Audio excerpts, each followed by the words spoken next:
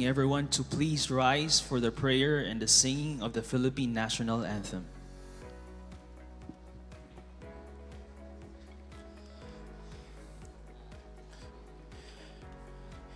Heavenly Father, in deepest reverence, we humbly come before you in the 22nd meeting of the MinDA Board of Directors, entrusted with the solemn duty of governance and the stewardship of the progress of our people in Mindanao.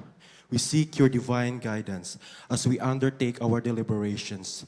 Grant us the wisdom to uphold justice, the discernment to address the diverse realities of our island, and the integrity to faithfully discharge our responsibilities in accordance with the principle of transparency, accountability, and good governance.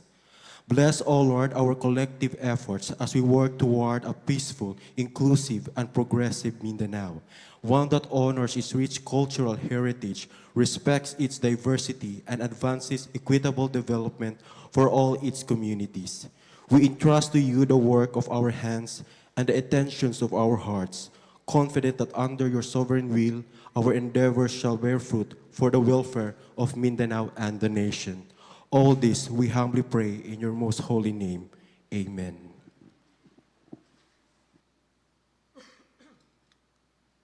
Mga kababayan, ang pambansang awit ng Pilipinas. Kayang magiliw, teras ng sigahanan, alam ng puso, sa titik mo'y buhay.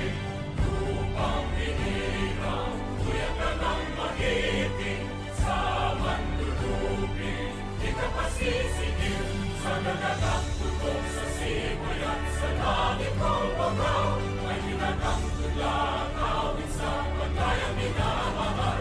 Ang isang ng matawad mo'y tagumpay na nagtitingin, ang bituin at araw niya kailan pa may di magtitingin. Lupa ng araw ng waragin pagsinta, buhay langit sa piling ko. Ang inigaya ng kartay mga amin, ang mamatay ng dahil sa'yo.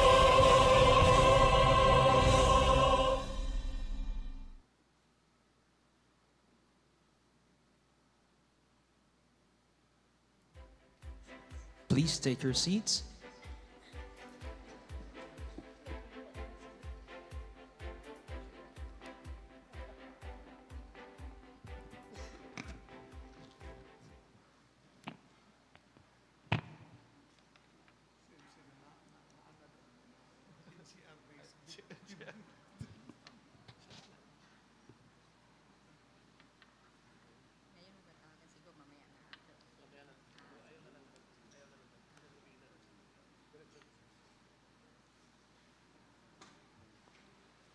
Honorable members of the board, valuable partners and friends, good morning, and welcome to the oath-taking ceremony of the private sector representative of the board, which will be followed by the 22nd meeting of the MinDA Board of Directors. At this point, may I request the honorable member of the board, Ms. Maria Luisa M. Sian, private sector representative for non-government organization, for her oath-taking, to be administered by MinDA Chairperson, Secretary Leo Tereso A. Magno.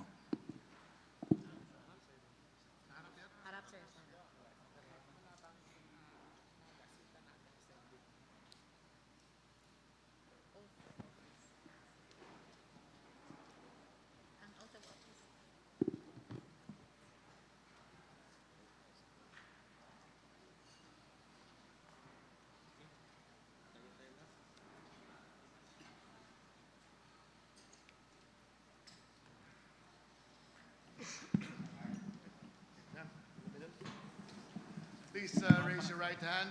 Everyone, please to our eyes. Everyone.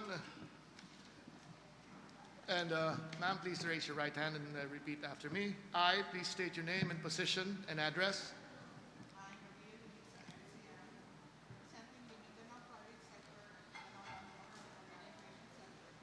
Having been appointed as member, MinDA Board of Directors,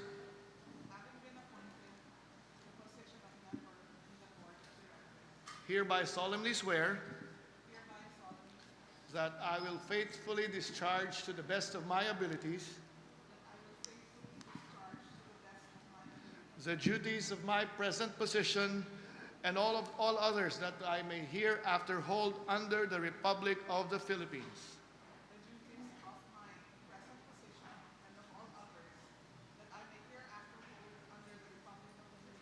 That I will bear true faith and allegiance to do the same.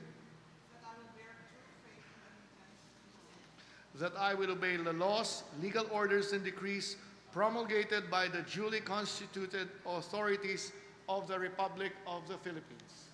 That I will obey laws, legal orders, and decrees promulgated by the duly constituted authorities of the Republic of the Philippines. And that I impose this obligation upon myself voluntarily, That I impose this obligation upon myself voluntarily, without mental reservation without mental reservation or purpose of evasion. or purpose of So help me God. Congratulations, ma'am.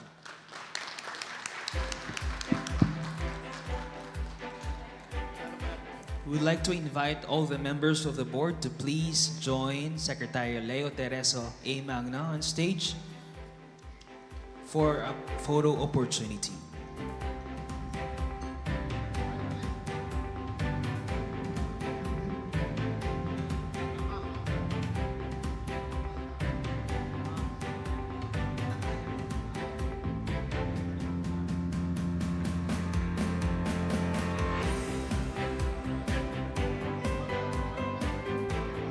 Ayun, siguro na.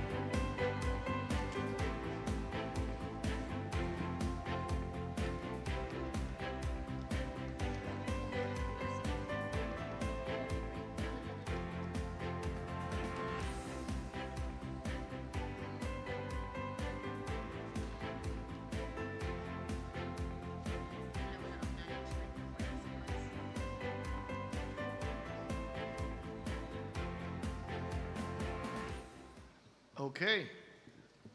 Before anything else, I'd like to, I congratulated the new member of the board of the MINDA, and I forgot to say welcome to the Mindanao Development Authority. Good morning to everyone, and it is my honor to call this, formally call this to order this, the 22nd meeting of the Mindanao Development Authority Board of Directors. May I now call on our MINDA Board Secretary, Undersecretary Janet Lopos, for the determination of quorum.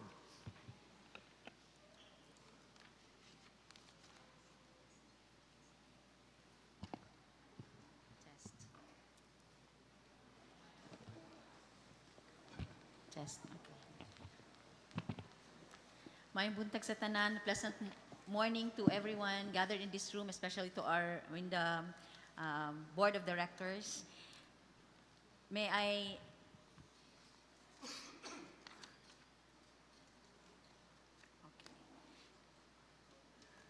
Ayan. So far, Mr. Chair and members, honorable members of the board, we have 10 out of 15 members of the board present today. One is still arriving at 11, Administrator Abdul Ghani Salapudin. For now, Mr. Chair, we have the following members of the board present. Our chairperson for the Committee on Mindanao Affairs, Congressman Jason Almonte. Present also is our RDC chairperson of Region 10, of course, our very dynamic and gracious host for today's meeting, Governor Henry O. Aminal. Our RDC chairperson for Region 11, Governor Edwin Jubahib. Our RDC chairperson for Region 13 or Caraga, Governor Nilo P. Demaray. Representing our ULAP chairperson, Governor Reynaldo Tamayo, he is represented by our Provincial Disaster Risk Reduction and Management Office, Regional Director Rolly Aquino. Representing Secretary of National Commission on Muslim Filipinos, representing Secretary Sheikh Sabuddin Abdurrahim, we have Attorney Hassanal Abdurrahim.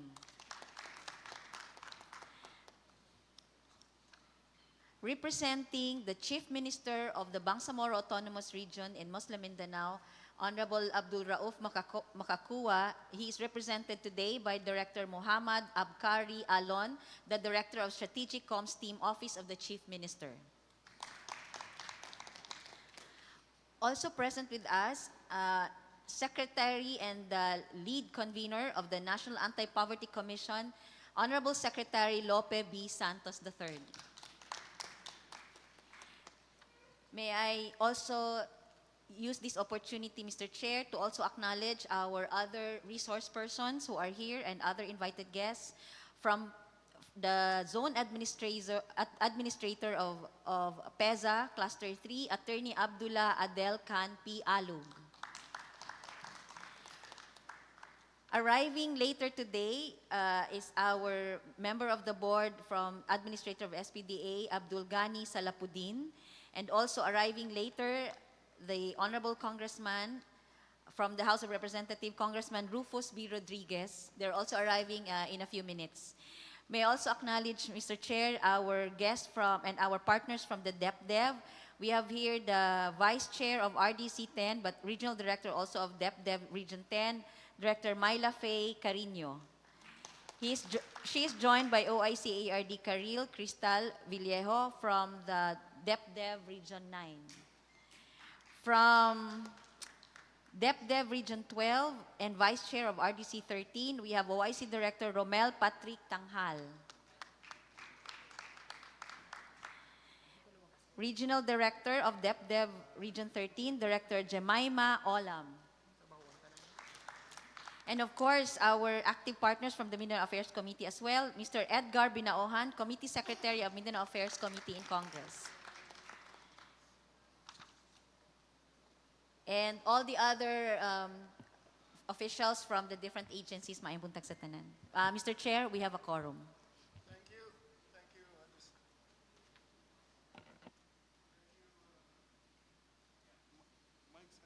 you. Thank you, Undersecretary Janet, for the determination of quorum. So let's proceed. Good morning, everyone.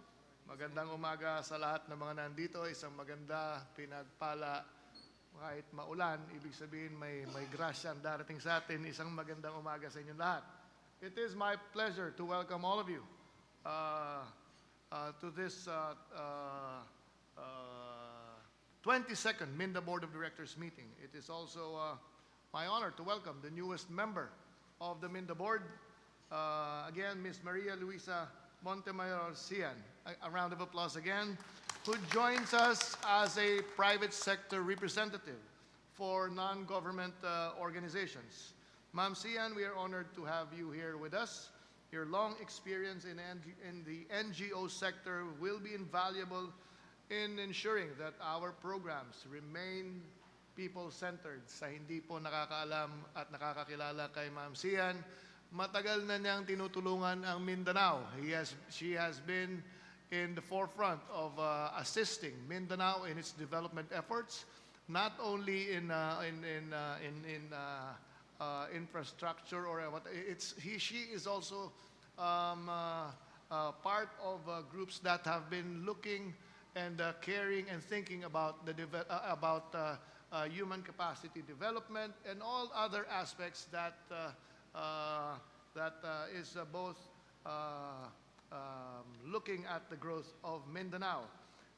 We look forward, ma'am, to your insights as a member of the board in strengthening Minda's partnerships with civil society and in amplifying voices from the grassroots. Just a little background, ayoko man sabihin kung ilang taon na dahil magagalit si Ma'am Sian, baka malaman natin kung ilan na ang edad niya. Pero she has been working really, seriously, she has been working for Mindanao. Simula pa yata nung Mindanao MEDCO, Mindanao Economic Development Council, and she has partnered with MINDA in many occasions, in many endeavors. So again, thank you for being part of MINDA. We know that you will be a great contributor to what we are trying to do here in Mindanao. I would also, of course, like to extend our heartfelt thanks to our gracious and very generous host, the father of the provincial government of Misamis Oriental, of course, the ever-dynamic Governor Henry Oaminal. Sir, maraming salamat for hosting this board meeting this year. Tamang-tama nung sinabi ng Presidente magtipid, nakatipid ang Mindanao Development Authority dahil tinulungan tayo ng ever-gracious and generous host na si Governor Henry Oaminal. Sir, thank you very much. This is now our third board meeting for the year, and we are truly grateful for the constant presence of most, if not of our principals in January, since January. This is the first time for the members of the board. I would like to put it on record because the records will show this is the first time that this board is as active as how we are doing our meetings in the past few months. Again, sa mga hindi nakakaalam, wala ho kaming choice dahil yung mga governors mismo ang nag-utos sa MINDA na hindi pwedeng kada 3 buwan lang tayo magkita at magpalitan ng mga ideya kung paano para ipaglaban ang ating mga kausa para sa Mindanao. So this is, I think, the third successive month that we are holding a MINDA board meeting. This, of course, simply reflects our shared commitment to keep Mindanao's priorities moving forward. And I would like to say also that this meeting is probably symbolic because I read that the province of this province, nakalagay ho dun sa inyong website, Gob, inagaw ko lang, opens or welcomes or embraces progress with open arms.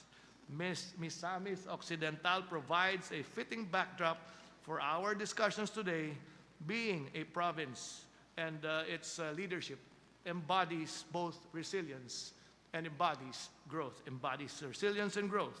So today, we will start off with a presentation of the Mindanao Budget Advocacy as a follow-through of last month's discussions and assignments, and the technical working group will present updates and strategies that we are going to do to try to ensure that Mindanao's priorities are clearly reflected in the national budget process.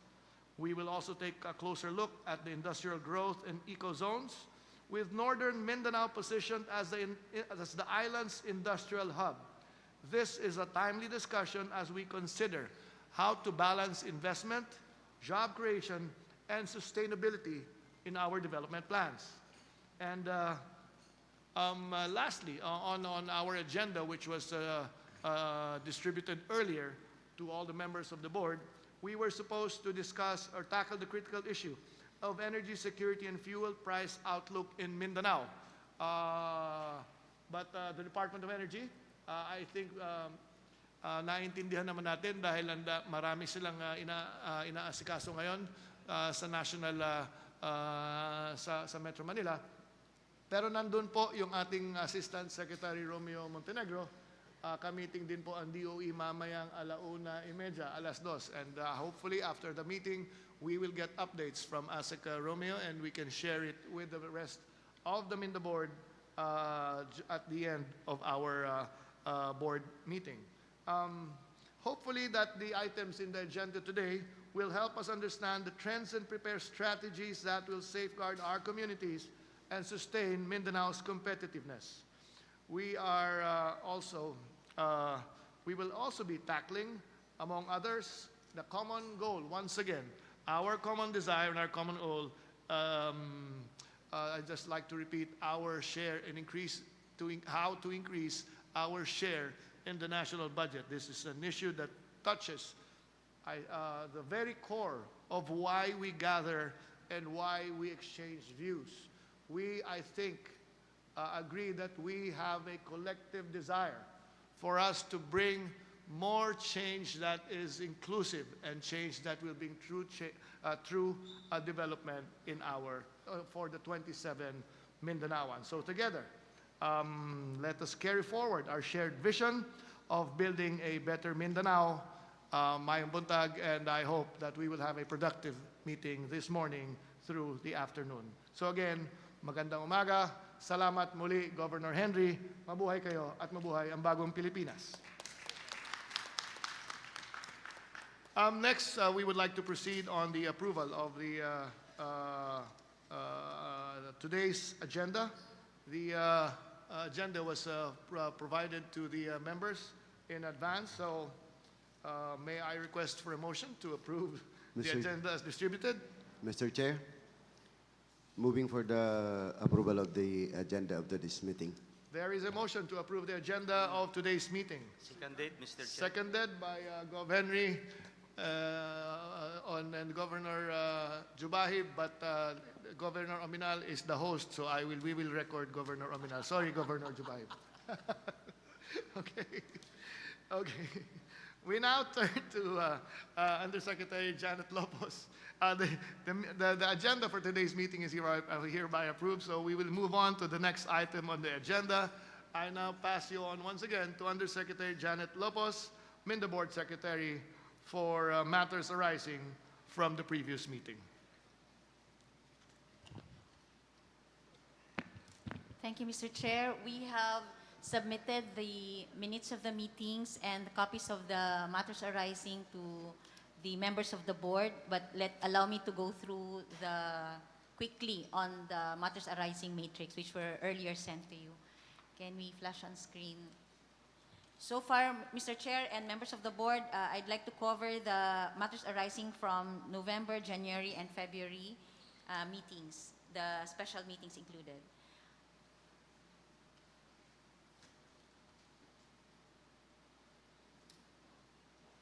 We also have copies in our kits.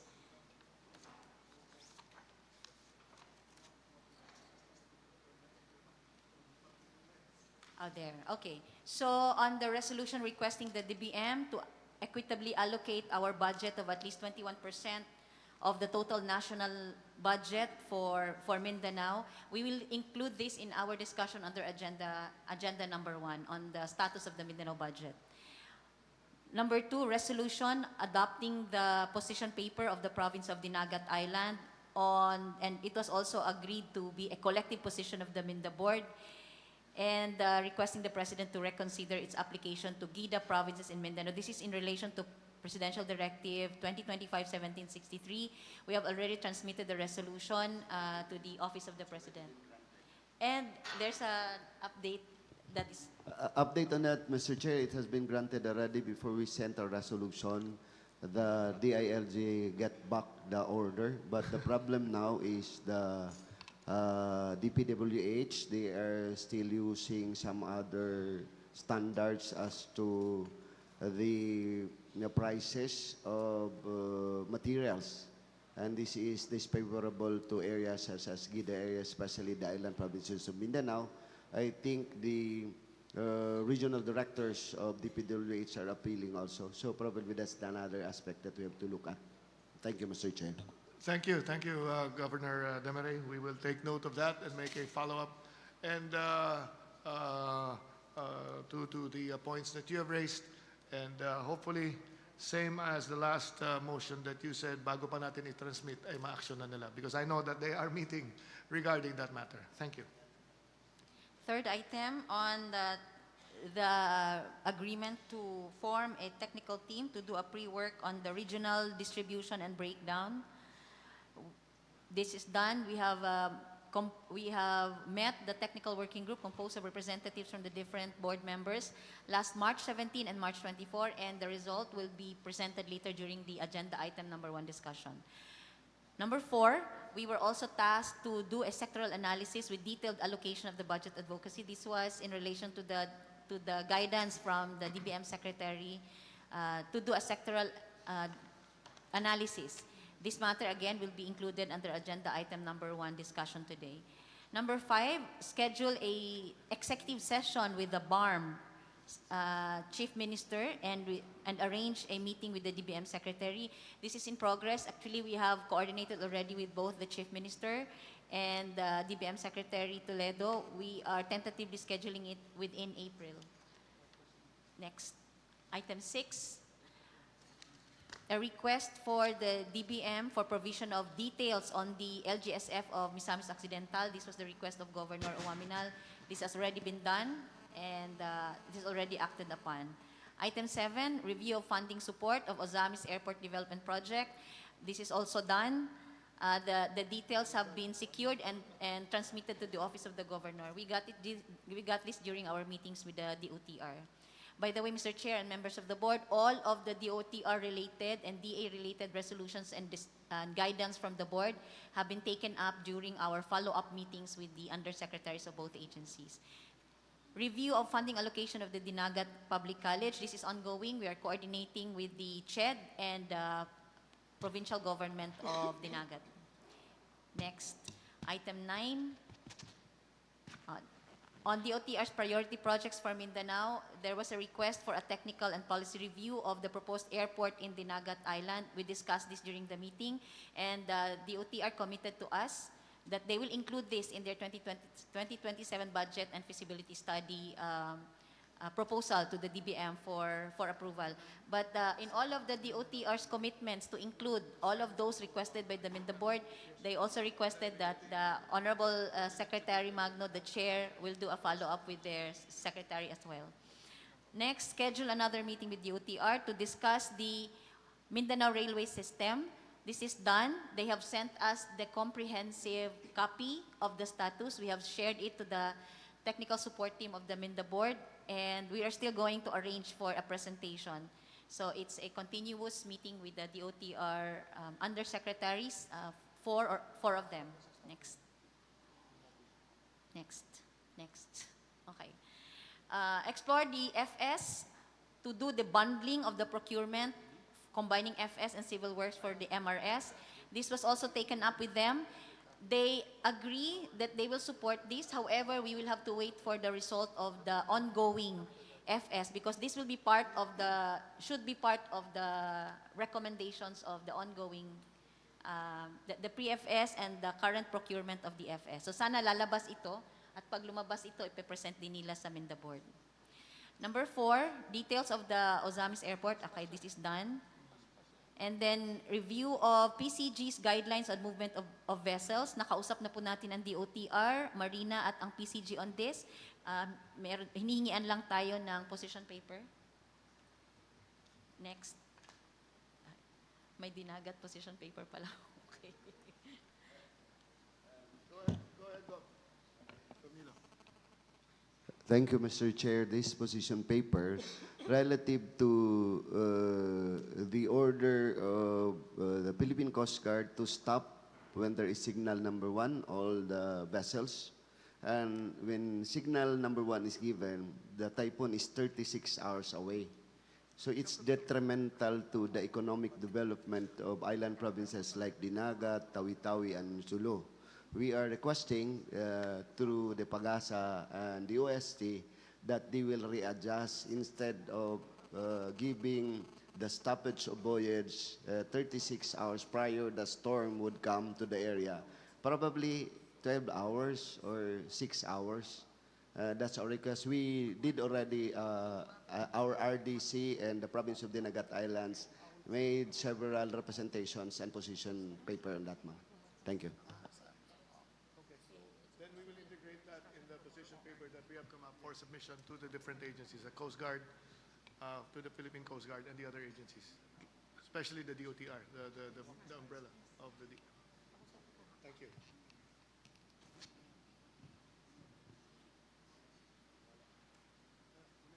Okay. Next is on next. The January executive session, matters arising. Resolution requesting the President and the DA to take action on the rising rice prices in Sulu, Basilan, and Tawi-Tawi. We have already transmitted this. And there is an ongoing coordination between the island provinces with the Department of Agriculture and the Mindanao Development Authority, and I think the problem has been addressed. We will be monitoring the results of this. The concern, I think, is the concern was the availability of rice and the rising prices. I think the DA has already put a cap on the price and assured the three island the provinces of the supply in the next few months, up to the end of the year, actually. Thank you. Thank you, Mr. Chair. Next item, resolution recommending to the President the appointment of our private sector representatives representing the NGO sector, done. So lumabas na kaagad yung ating na appointment, and so we just welcomed our new private sector representative to for representing the NGO. Next, resolution endorsing the cityhood of Claver, Province Surigao del Norte, done, submitted, and we have had series of calls already, and the DILG has already been asking us clarifications and keeping us updated on the results of their legal legislative liaison service review, ongoing now. So a copy of their letter to us is shown on screen. Before I forget, in relation to that, Undersecretary Janet, I received a communication also from the city, from the municipality of Santa Cruz, Davao del Sur, requesting for a MinDA resolution endorsing the application and conversion of Santa Cruz to a city. Just to take note, we will present it on other matters later. Thank you. Thank you, sir. So on this matter, they have also requested for a Zoom meeting for some items as a result of their legal review. Let's move to the next. Invite DepEd and PAYAC to the next MINDA board meeting to discuss the senior high school voucher program. This is ongoing. It's just that we have difficulty getting a common availability of all the board. The dates that were given to us from the PAYAC and the DepEd will not match. So this is ongoing coordination. However, they've already sent us the materials for our advanced reference on the senior high school voucher program. We have also sent this already to all the members of the MINDA board. Next, organize a forum with all the local chief executives to present and discuss DepEd initiatives for Mindanao. We have agreed that this will be done in time with our local chief executive forum during the last week of April 2026. Request from DepEd on the list of projects under the first tranche. This is done, submitted, and distributed to the MINDA board. Next, MINDA to facilitate coordination between governors and DepEd to support alignment of priority education initiatives. It's already done, ED. Okay, Thank done. you. Next. As can be confirmed by the governors. Dapat hindi ako nagsabi. Okay. Thank you. We'll correct the status, has to be done already, not in progress. Next, request from DA the list of FMR bridge projects, done, forwarded individually to the MINDA board members. Next, support on the dissemination of the DA's coffee program, done. We have sent the copies of the DA's presentation to all MINDA board members, and we have also conducted the initial meeting with them. We're going to have a co-designing program with the MINDA, the DA and the MINDA next week. For the coffee program, the pending there is the identification of potential coffee highways or coffee corridors in each region. Number 3, coordinate with the OTR and PPA to fast-track the Gensan port. This is in progress. And concurrently, there's the procurement for the gantry crane to be funded under the PPA corporate funds. Next. Request DA to incentivize high-value commodities. Initial meeting done by ASECIO with USEC Philip Yang on who is in charge now of the high-value commercial crops. So we have initially done this. We are going to have a continuing meeting with them, and we will also sit down with the DA regional offices. Next. For our November MINDA board meeting, on the inclusion of the Laguindingan-Linamon segment in the FS, the OTR confirmed this during our meeting. They will include it. And they've in fact sent us an update yesterday that they have included this in their proposal already. Same with the resolution to complete the FS, the feasibility study. This is included, and the ongoing procurement for the feasibility study of phase 1. So there's ongoing procurement for both segments, yung Iligan segment and the Davao segment, the TDD segment. And the good news here is that because of our partnership, the MINDA and the DOTR partnership, the OTR is establishing a desk at the MINDA office to tutok lang on the mineral railway system. From the procurement, so kasama tayo doon sa deliberation, sa regular updating ng sino man ang makukuha na firm. They will regularly update the MINDA on as they move along with their feasibility study. So lahat na po ito na tackle na and confirmed by the DOTR. They will abide by the guidance from the MINDA board.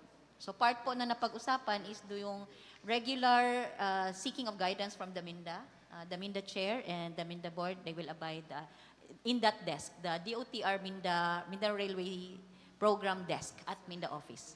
Mr. Chair, for the feasibility study of Mindanao Railway Program, so we endorse for the feasibility study for phase 1, and the second is the phase 2 from Gov. Uaminal recommendation to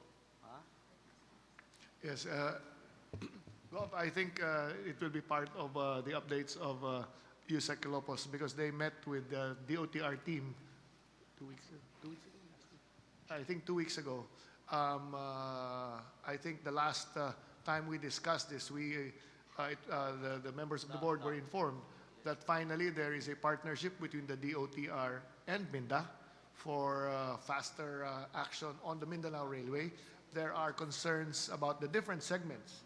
Not only the first 2 segments, because I think this is a total of 13 we recommend segments. for the whole segments, Mr. Yes. Chair, because this project is very delayed. Yeah. And then after this, I had a conversation with Governor Henry and I think Govnilo that the next board meeting, we will now bring the whole, not the DOTR, but the whole the DOTR team in charge of the Mindanao Railway. Sila mismo magpe-present so we can ask them about the updates on the different segments, technical issues, right-of-way, and all the other concerns regarding this, because finally we will be putting up an office in the MINDA office that will handle just the Mindanao Railway project. Sana mapabilis natin because of that arrangement. Thank you, Mr. Thank you. Chair. Thank you, Gov. Next, please. Resolution supporting the strategic advancements of regional narratives through the MINDA Now network, done. So we have 2, the Mindanao Advantage and the MINDA Now Happenings. Next. Already ongoing. Next. Resolution requesting major airlines in the Philippines to explore air routes to and from Sulu to Zamboanga to promote connectivity. This in progress, the terms of reference for the conduct of the route. This is also part of our discussion with the CAAP and the OTR recently. Meron pong pinapagawa po ang MINDA ng terms of reference for the conduct of the route assessment and viability study. Ito lagi ang hinihingi ng mga airlines pagkausap at ka-negotiate sila ng CAAP. We're doing it now, the TOR, pero in-include na rin natin yung other routes, not just the Sulu and Zamboanga routes. Next, resolution supporting the rolling list of Mindanao Regional Development Priorities. We'd like to thank our MINDA board members for their fast action. Natanggap po natin yung mga submissions from the RDCs, but we are presenting it in agenda item 1. Resolution to call for the convening of the One United Ascenso Mindanao Leaders Meeting. Our recommendation is kung pwede itong i-integrate during the proposed CONFED meeting in April. It's going to be the same, governors and mayors of Mindanao convening for consideration of the board. That's all for all of the matters arising. Mr. Chair, there are only 4 in progress, but we have taken action already. The rest has been done and has been completed. Thank you, Mr. Chair. Thank you. Is there any follow-up on the report on matters arising from the previous meetings by Undersecretary Lopez? Is hearing none. Then salamat, Undersecretary Janet Lopez. There being no clarifications or follow-ups, we will be proceeding to the next item on our agenda on substantive items. We will go to agenda number 1, the Mindanao Budget Advocacy. In our previous meeting, the board reaffirmed the case for a minimum 21% share of the national budget for Mindanao, a target grounded on our poverty reduction goals, our population, and our contribution to the national GDP. And of course, the need to close the decades-long development gaps. We directed our RDCs and MINDA board members to submit their lists of priority projects for consolidation by the MINDA Technical Working Group, and today we are tasked to act on the results of that. I would like now to invite Director Joan Barrera to present the consolidated priority projects list and the advocacy calendar moving forward for our Mindanao Budget Advocacy 2027. Director John, please.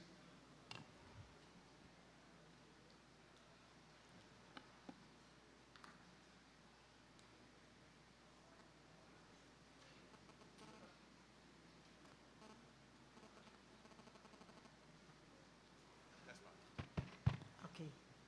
Thank you, Sec Leo. So, good morning, everyone.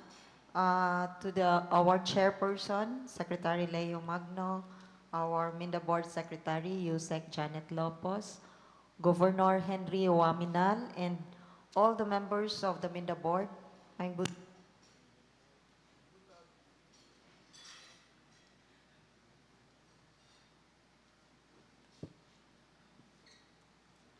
Okay. So,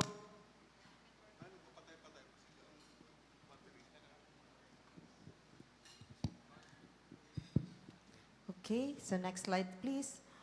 During the special MINDA board meeting in Malacanang last February 23, the board approved the budget advocacy to increase Mindanao's share to 21%, equivalent to an additional 622 billion over 2 years.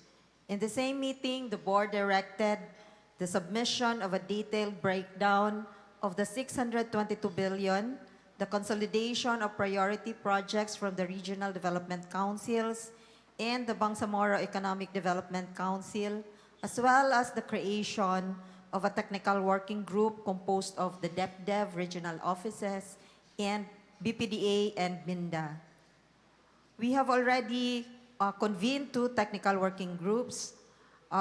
Group meetings were subsequently held on March 17 and March 24 to consolidate priority projects, establish prioritization criteria, and subject the priority projects to such criteria. This process is consistent and aligned with the priorities of the RDCs and the Bangsamoro Economic Development Council to make sure that all these projects are lobbied through the Mindanao Budget Advocacy. Just a refresher of what we have presented to the MINDA board on this matter, allow me to go through a few slides of that presentation to provide us context of this discussion. We said that to ensure sustainable development and real impact in Mindanao, we need to reach 21% share of the national budget. This 21% budget share enables Mindanao to contribute meaningfully to the Philippine Development Plan target of single-digit poverty, strengthen regional stability, and advance economic maturity. To sustain significant poverty reduction, the 21% budget share prioritizes key sectors to deliver the strongest results. These are social, infrastructure, and economic sectors. Next slide, please. It has been observed that increases in Mindanao's budget correspond with significant declines in poverty incidence, demonstrating that effective public spending drives meaningful poverty reduction. This year, Mindanao received 15.1% share of the national budget, or 1.03 trillion pesos. To achieve an effective budget share of 21%, we need to lobby for an additional budget of 622 billion for the next 2 years, or 311 billion pesos for CY 2027, focused on the social, infrastructure, and economic sectors.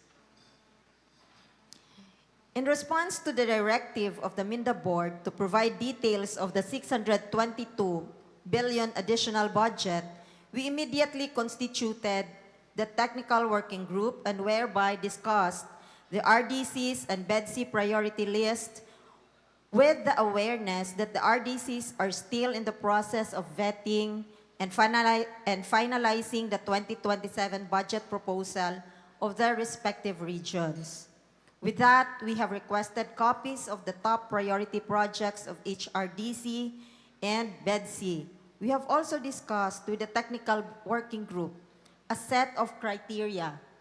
This is an initial evaluation to ensure that the projects that we are going to lobby are ready for implementation by 2027.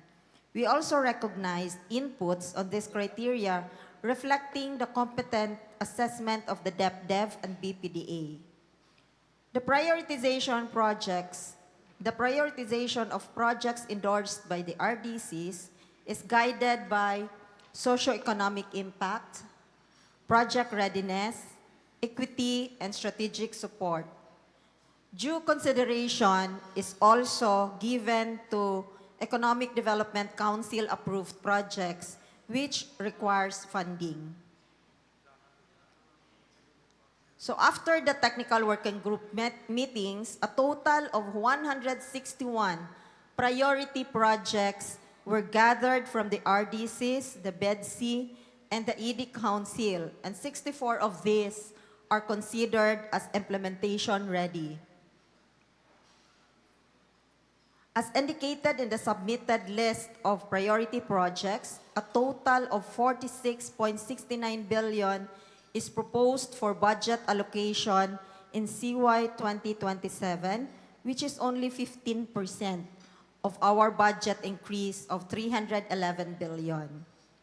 We intend to have a full view of the 2027 budget proposals endorsed by the respective RDCs.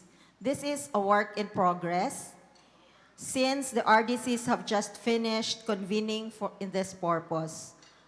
Rest assured that we are closely coordinating with the DepDev regional offices to get the RDC endorsed budgets in 2027. So this is just initial. Classifying the priority projects by agency, the DPWH accounts the highest number of projects amounting to 53 projects, followed by DOH, DA, DOTR, and NIA. Also shown in this distribution of the priority project cost according to sector, and it was noted that the infrastructure development sector maintains the most projects with a total of 93 projects with an equivalent amount of 67.49 billion, then followed by social development with 34 projects and a total cost of 7.13 billion pesos. We also would like to present to the board the timeline for our Mindanao budget advocacy this year. We are currently in week 4. If you can see in the slide, our MINDA board meeting is scheduled in the week 4 of March. So, interagency online consultations are also scheduled from April 6 to April 17, followed by meetings with the DBM from April 20 to 24. The objective of these meetings is to ensure that these priority projects are incorporated into the agency's budget proposal for submission to DBM on April 30. Hence, next slide please. Hence, we would like to respectfully seek the board's approval on the following. Approval of the priority projects constituting the CY 2027 Mindanao Budget Advocacy List and approval and adoption of the Mindanao Budget Advocacy Calendar. Thank you very much for your kind attention. Can you go back to the previous slide? First of all, thank you, Director Barrera, Director Joan. Board of Directors, the floor is now open for questions and discussion. There is a requested action coming from the presenter that the MINDA, as a board, approve the list of priority projects constituting the projects for calendar year 2027 Mindanao Budget Advocacy, and next is to approval and adoption by the MINDA board of the Mindanao Budget Advocacy Calendar. Is there any discussion or questions that the board members would like to present?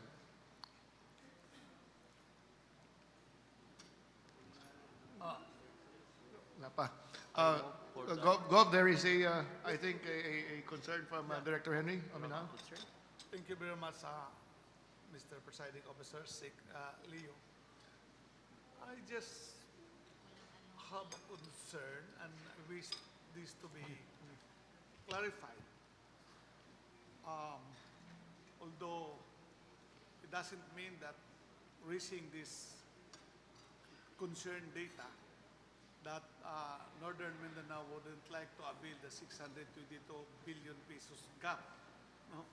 Because in our data for Region 10, for the past 6 years, Region 10 has been allocated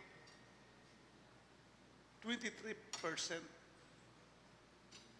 of the national, against the national share. So therefore, if our overall allocation with MINDA, the whole Mindanao is 15%, so there are those regions which are very low. Na pull down ang sa Region 10. So meaning, we have to upgrade. May I request the Secretariat to flash the data?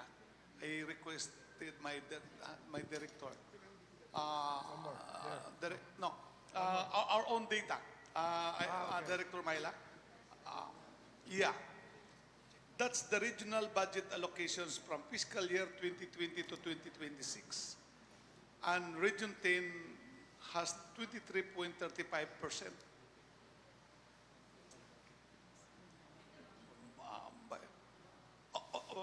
Okay. So, if we are able to get 23%, our target is 21%. So, kung nagawa sa Region 10, kaya din niyang magawa sa ibang regions. So that is what we are going to work together. Because in the presentation, if we can get that 622 billion, the effect on the poverty reduction would result to a single digit. Okay? So, can we now present the data for the Mindanao allocation, which is 15.19%.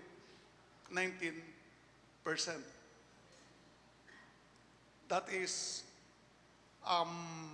the comparison from among the islands, Visayas, Mindanao, rest of Luzon, NCR, and the centrally managed office allocation. So, I am presenting this data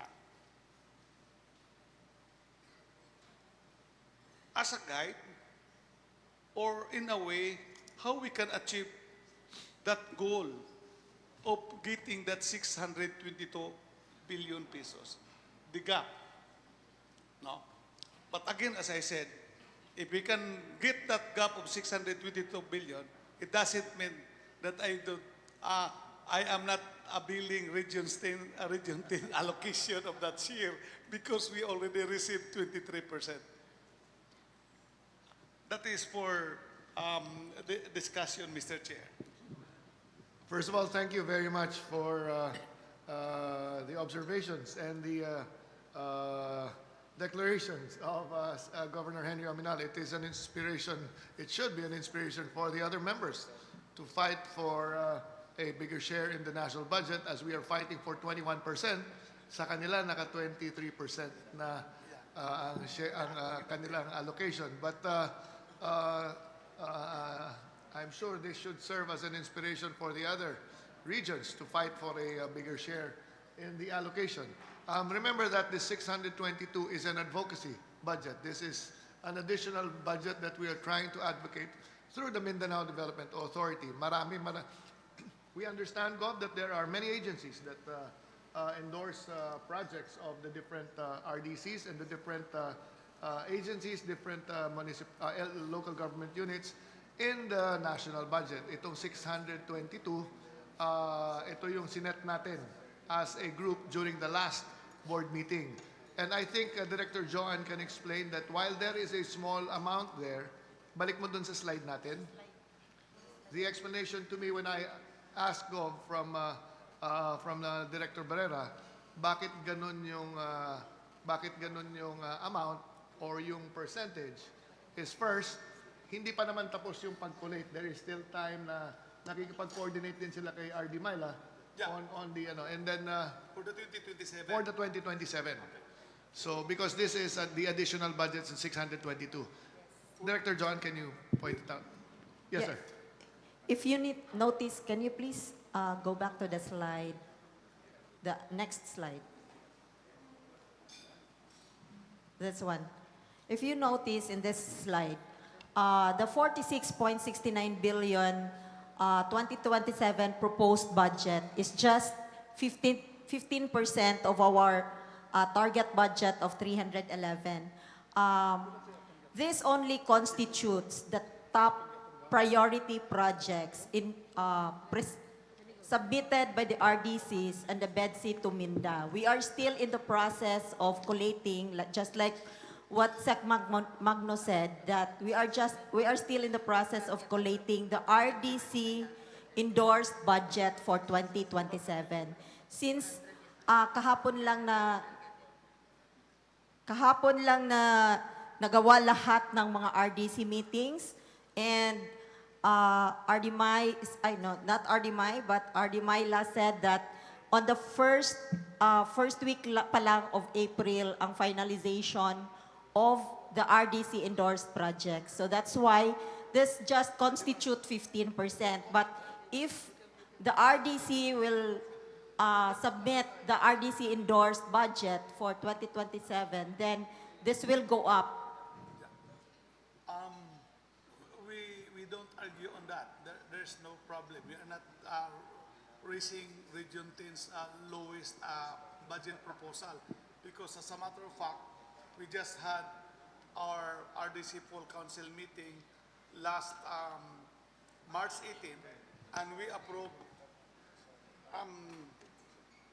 I would say, 90% of that total Mindanao budget because we approved about 422 billion pesos.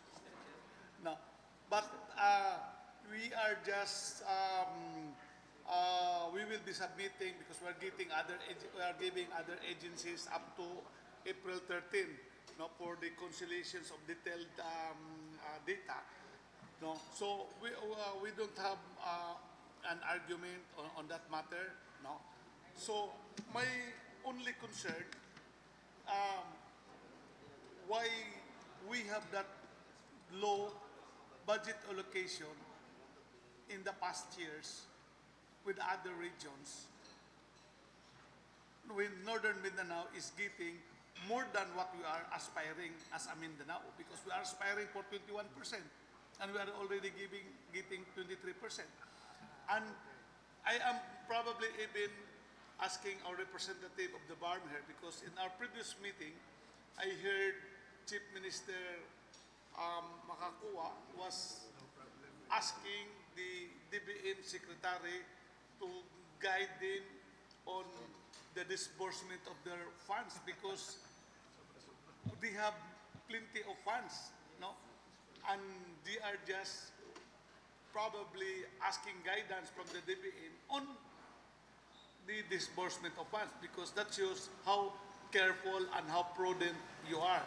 But in the presentation, can you return back the regional budget allocation? The presentation, my presentation, 22-26, the regional budget allocations. BARM got very low. That's why I'm about to ask whether that allocation includes already your black grant, because in the previous administration, I was the vice chair of the proposed Bangsamoro Basic Law on the later part of the Aquino administration with Kong Ropos at the time as chairman. We were fighting for that. Actually, if not for the Mama Sapano, probably it was at the time that the BARM law could have been approved. No? So, can you please go back to that presentation? The regional budget allocations from 2020 to 26, the one which was presented kaganiha. Sa inyong slides. I think, Yeah. are you your slides? Yung sa atin kanina. 2027. No, the 2026. regional budget allocation from 2020 to 2026, the 23%. May graph kanina.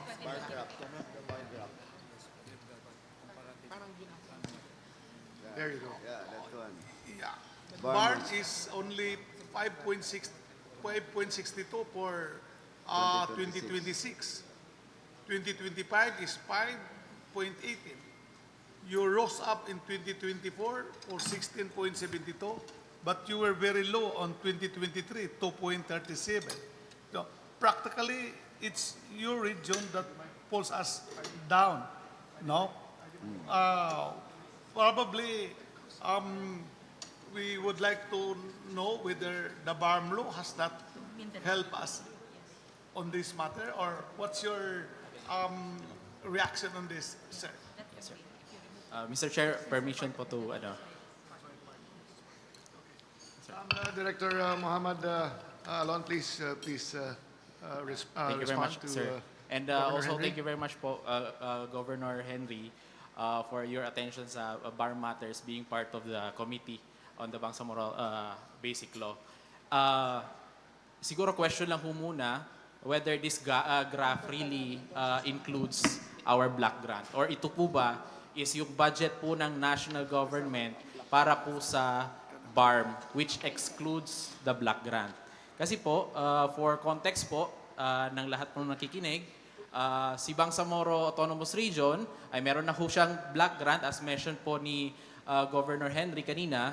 And ibig sabihin po, yung mga, wala pong mga regional offices ng national government sa BARM, meron lang po, may mga hindi po na-devolve. Yun lang po yung mga yun lang po yung mga natitirang mga regional offices po natin. Baka yung 5% po na to is yun po yung atin pong yung budget po ng national government for regional offices in BARM na hindi po na-devolve sa BARM. Opo, so I would like to ask po the MinDA team po kung yun po ba ito, kasi po kung sabi po ni Governor na medyo nahihila po nung formula natin kasi nagiging 15% po tayo, baka po pwede po nating i-consider kung excluded dyan si Black Grant, baka pwede nating i-add si Black Grant dyan as part of the national budget. Kasi po, si Black Grant is already has 5% of the national budget. So, of the national revenues. So, kung ganun po, pwede po nating idagdag na kung 5.52 siya for 2026, magiging 10% po siya. 10.62 po siya. So, I would like to ask the MINDA team po if that would be the formula. Yes po. Before we answer, I think there's a rejoinder from Governor Edwin. Then we will go back. Thank you, Director Allen. Mr. Chair, with regards to the budget from GAA, so may I request to your leadership, Mr. Chair, to invite all the congressmen in Mindanao so that we have a Mindanaoan bloc in Congress because we fight for the increase of our budget in Mindanao from 15% to 21%. But this budget, Mr. Chair, we need the endorsement and support of our congressmen in Mindanao. So for the next MINDA board meetings, Mr. Chair, we need that all the governors representing by all the RDC representing by different region to the LGUs with the congressmen, Mr. Chair, so that we can make a bulldozer fight for this budget allocation for this GAA 2027, Mr. Chair. That is my Thank you opinion, very Mr. much. Chair. Thank And you. before we proceed, if you have comments on the matters on hand, please continue. NAPSI, Secretary Lopez Santos, please. Yeah, Mr. Chair, thank you very much. I would like to thank MINDA for correlating budget allocation to poverty reduction. But aside from increase in budget, there may be a need for refocusing and targeting of interventions. For example, the poverty incidence in Mindanao is higher in at least in top 20 provinces. 13 out of top 20 is from Mindanao. But in terms of magnitude, only 9 provinces are in Mindanao. Ang matataas nasa Visayas pinakamadami, no? It's Negros and Cebu province. No? And yung BARM ay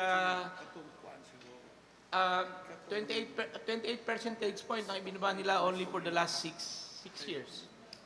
And ang ibig sabihin dito, Mr. Chair, ay baka kailangan nating i-target at hindi nyo naman kailangan i-target na 8 to 9% ang poverty incidence sa buong Mindanao.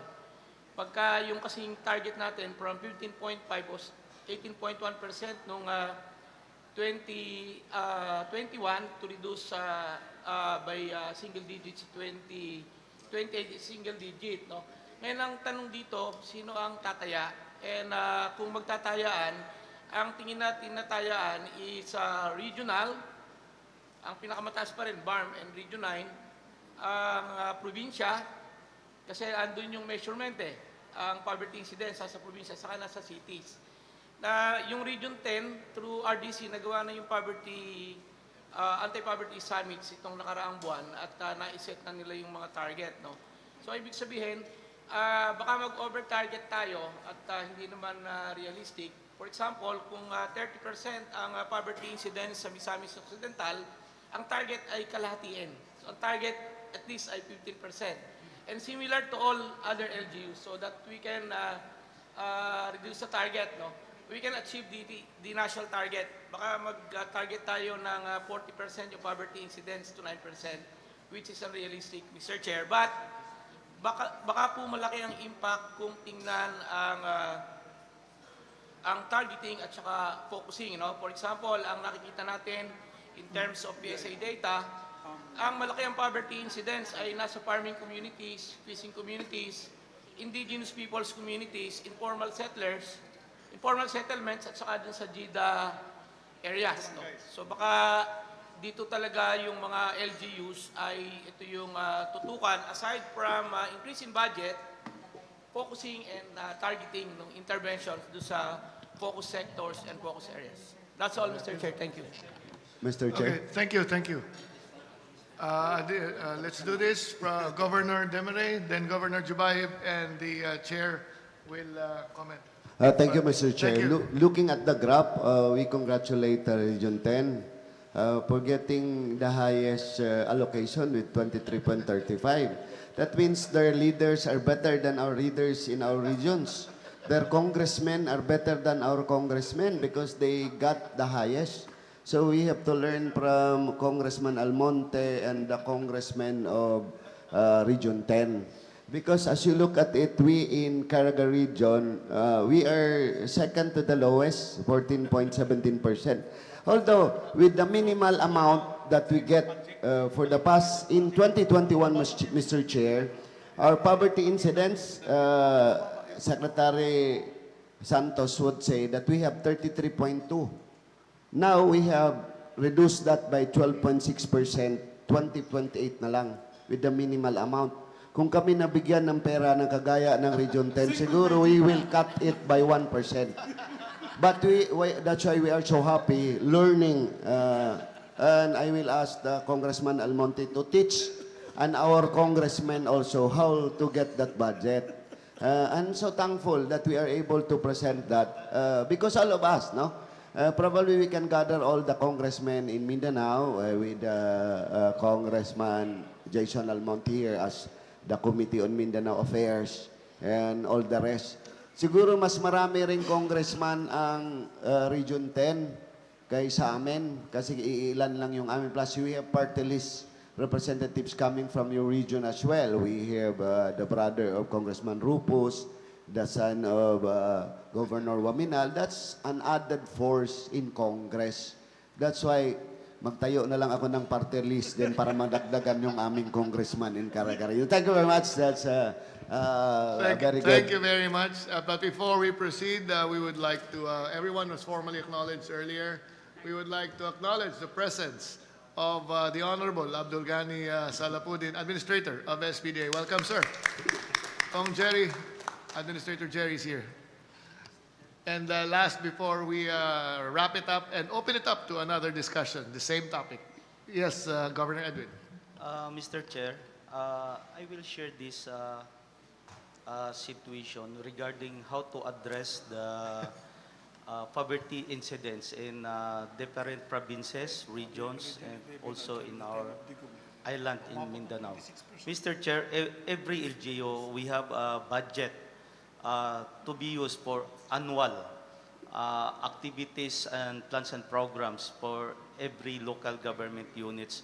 In addressing the poverty incidents, Mr. Chair, we have many different ways how to address the poverty incidents. Like giving access roads to the parplang areas like GIDAS barangay or geographically isolated disadvantaged areas. So the main problem of that area, Mr. Chair, is the access roads so that it is easy for them to bring their products to the market with least transportation cost. And also, it's very easy also to the private sectors and the national government, non-government organization to give support to the GIDAS barangays people. And the second, Mr. Chair, is we can address the poverty incidents through giving a sustainable livelihood program.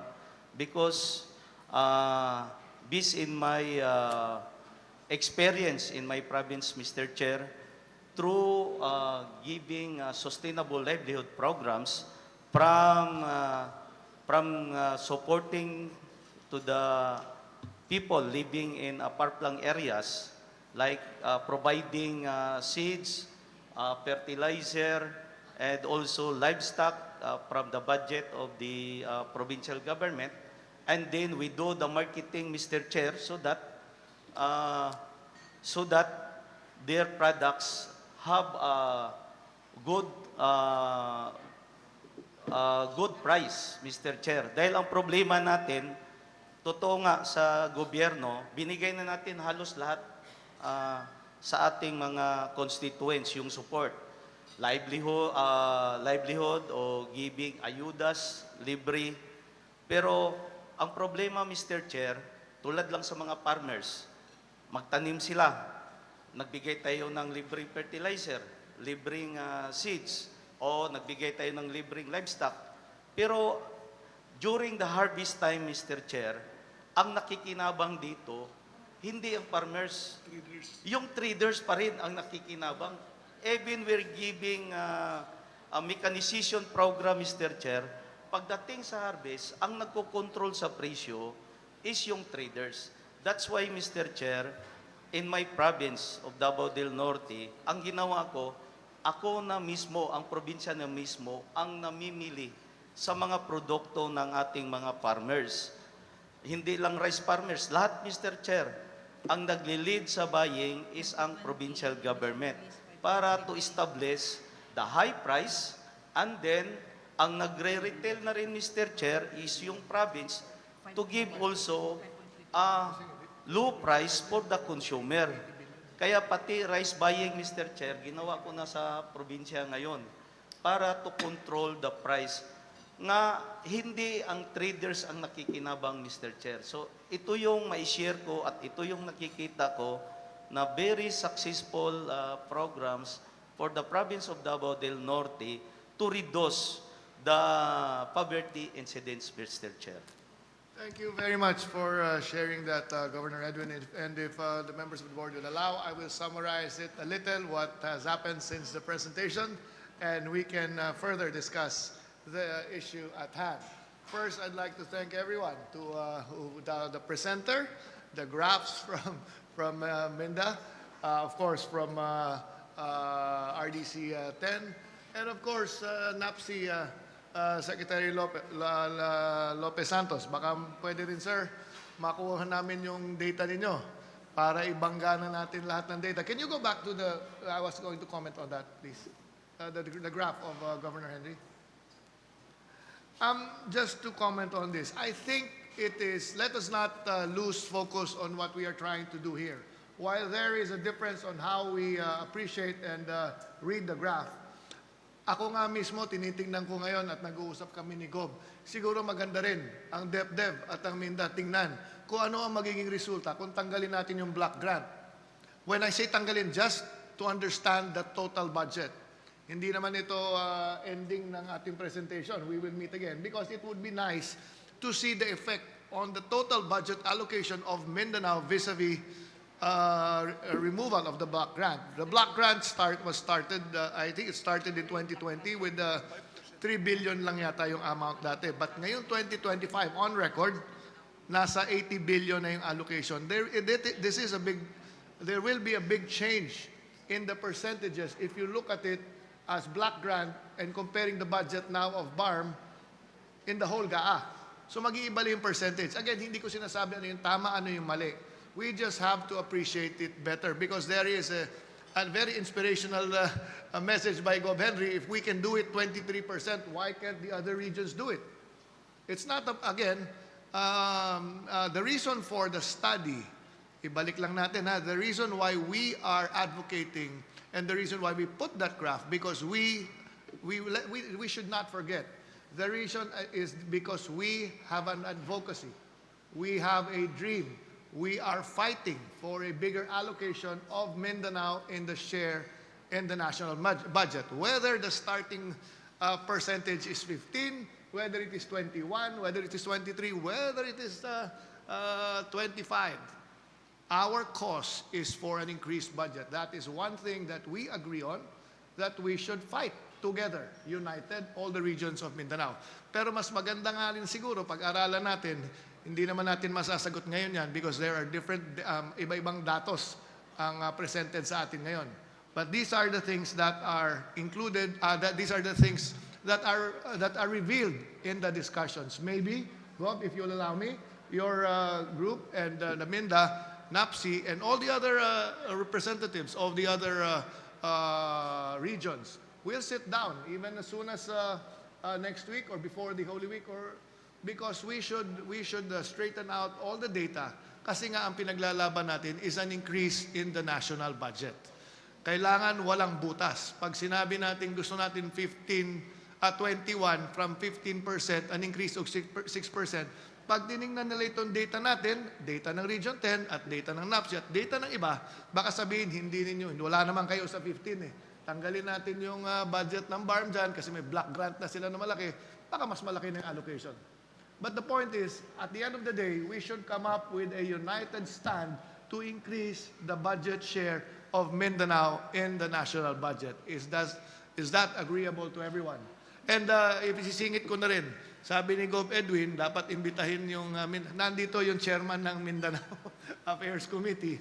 Kaya marapat siguro, if you want to comment on the manifestation of Governor Jubahib, sir? Thank you, Sec.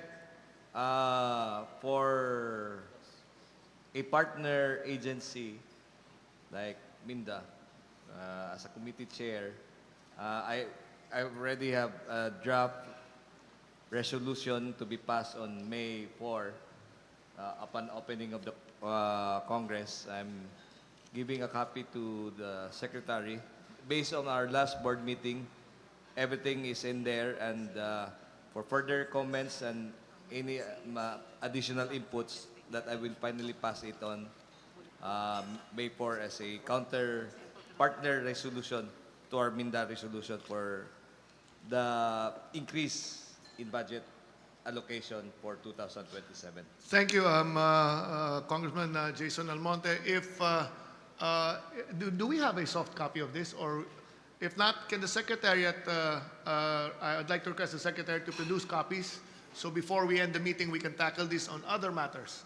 Because whether we fight for, as I mentioned, whether it's 21%, 23, 24, the essence of our causa, the essence of our cause is an increased budget, because so tingnan natin ito, and we will present this because the basis for this is what actually is being said in the news and in the real data coming from DepDev and the Office of the President and Congress, that we have a 15.19%, tama ba?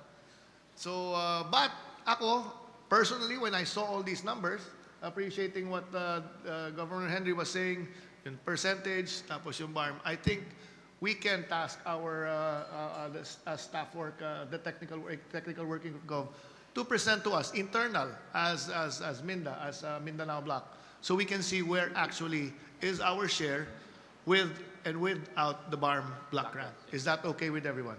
Yeah. Yes, sir. Before we wind up on this subject matter, one last observation, sir, which I wish to bring to this body, because if not for this item in the agenda, I had prepared this for the MAC RDCOM meeting tomorrow. But in as much that it is in our agenda, kaya pinipresent ko na lang rin. If you look up earlier, no,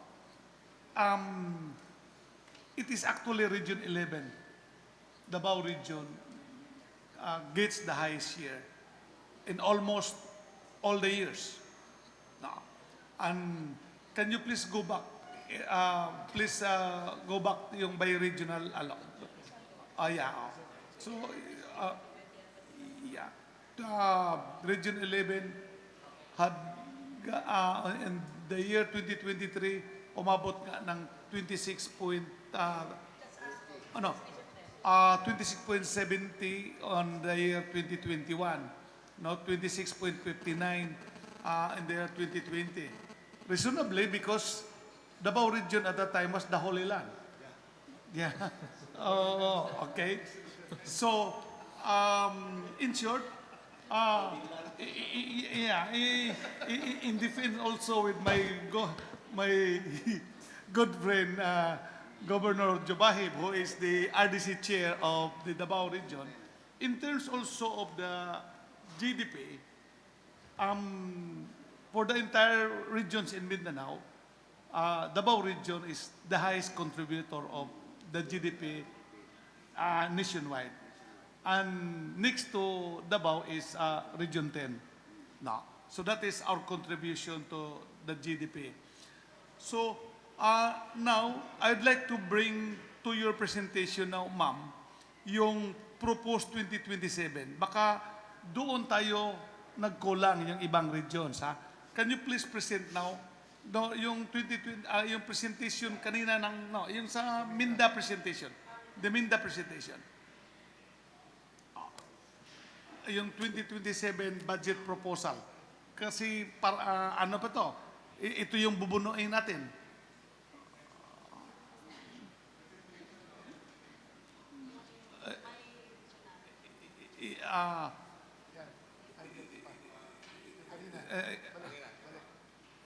Yung kanina, yung 500 billion na yan, ito.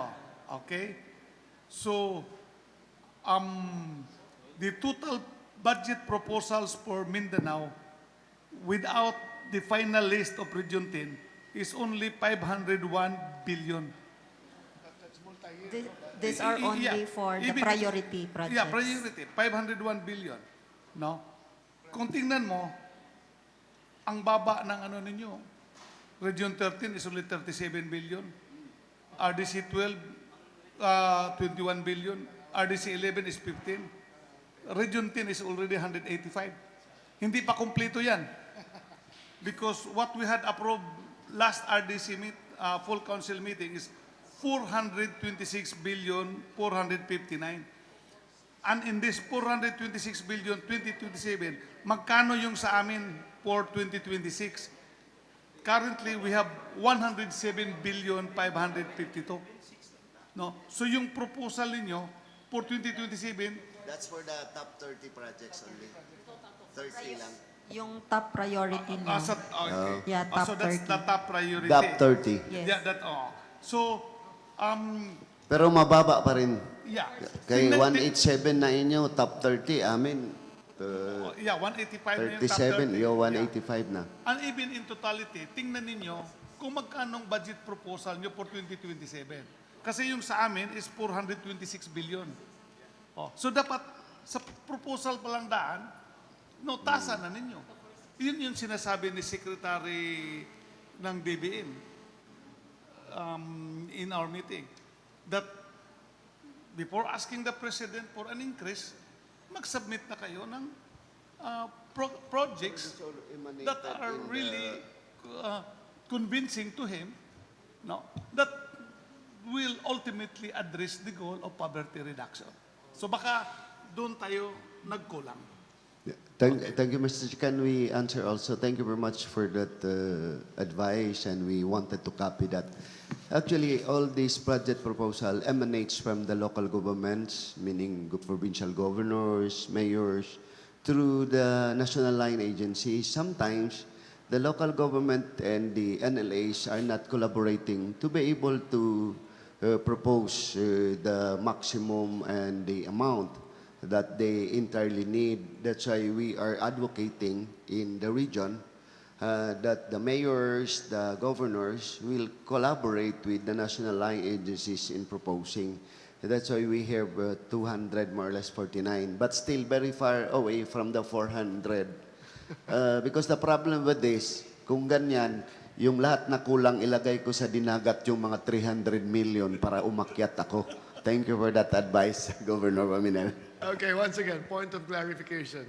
It is a good exchange for us to share our experiences in budgeting, but let us remember that this is a budget advocacy. Ang pinag-uusapan lang dito, ha?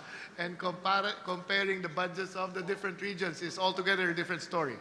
This is a this is just a MINDA budget advocacy in hoping to increase our share in the national budget by 6%. But of course, we welcome this healthy discussion, comparing, and maybe it's an opportunity for us to benchmark. To benchmark what the other regions are doing para makakuha ng mas malaking budget, ng mas malaking pondo. Undersecretary Lopez, would you like to make a comment before we move to the next item? Thank you, Mr. Chair. Again, just to to reiterate what Director Joanne just mentioned kanina, dalawang sets po yung ating laman ng ating budget advocacy. Number one is yung buong kabuuang budget na hinihingi ng buong Mindanao. Ang breakdown is the entire budget by region na ini-endorse ni RDCs. Yun po yung sabi ng mga RDCs na first week of April pa ma-finalize. Itong pinresent natin na top 30, kasi ito puro projects lang. Yung kasing full regional budget, kasama doon PS, mga office rentals, MOOE.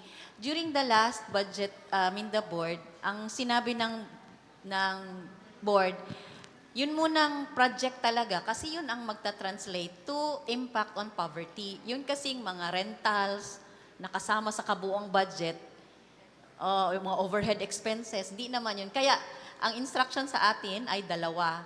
Yung pinakita ngayon, yung projects lang talaga, hindi kasama yung mga bayad sa...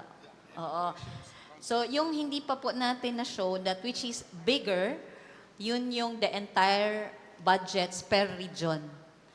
So, we are hoping na, Mr. Chair, na maibigay na rin sa atin yung entire budget per region. Then, thank you. With that, thank you for the healthy discussion.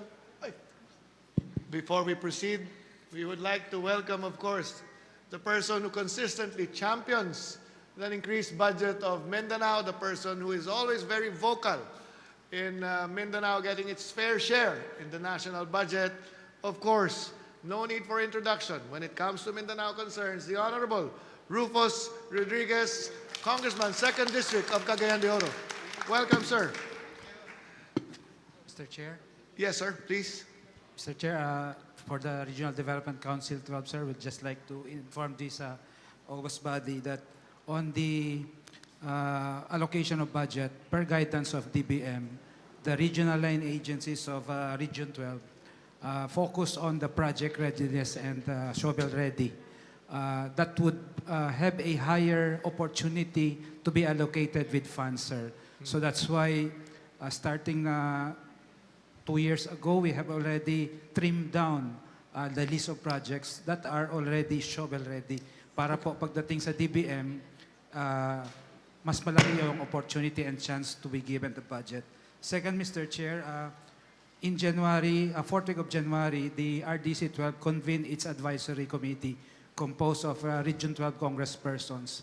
And one of the discussion pointed out that before the budget goes to Congress, the battle is also in the agency central office, wherein our regional line agencies endorse, the RDC endorse their budget to the agency central office. And then through the DepDev, NEDA before, provided this dialogue to pilot agencies, wherein we call this the RNIP, the Agency Regional Office Dialogue, wherein we champion po what we submitted the top 30 projects of selected agencies for the meantime.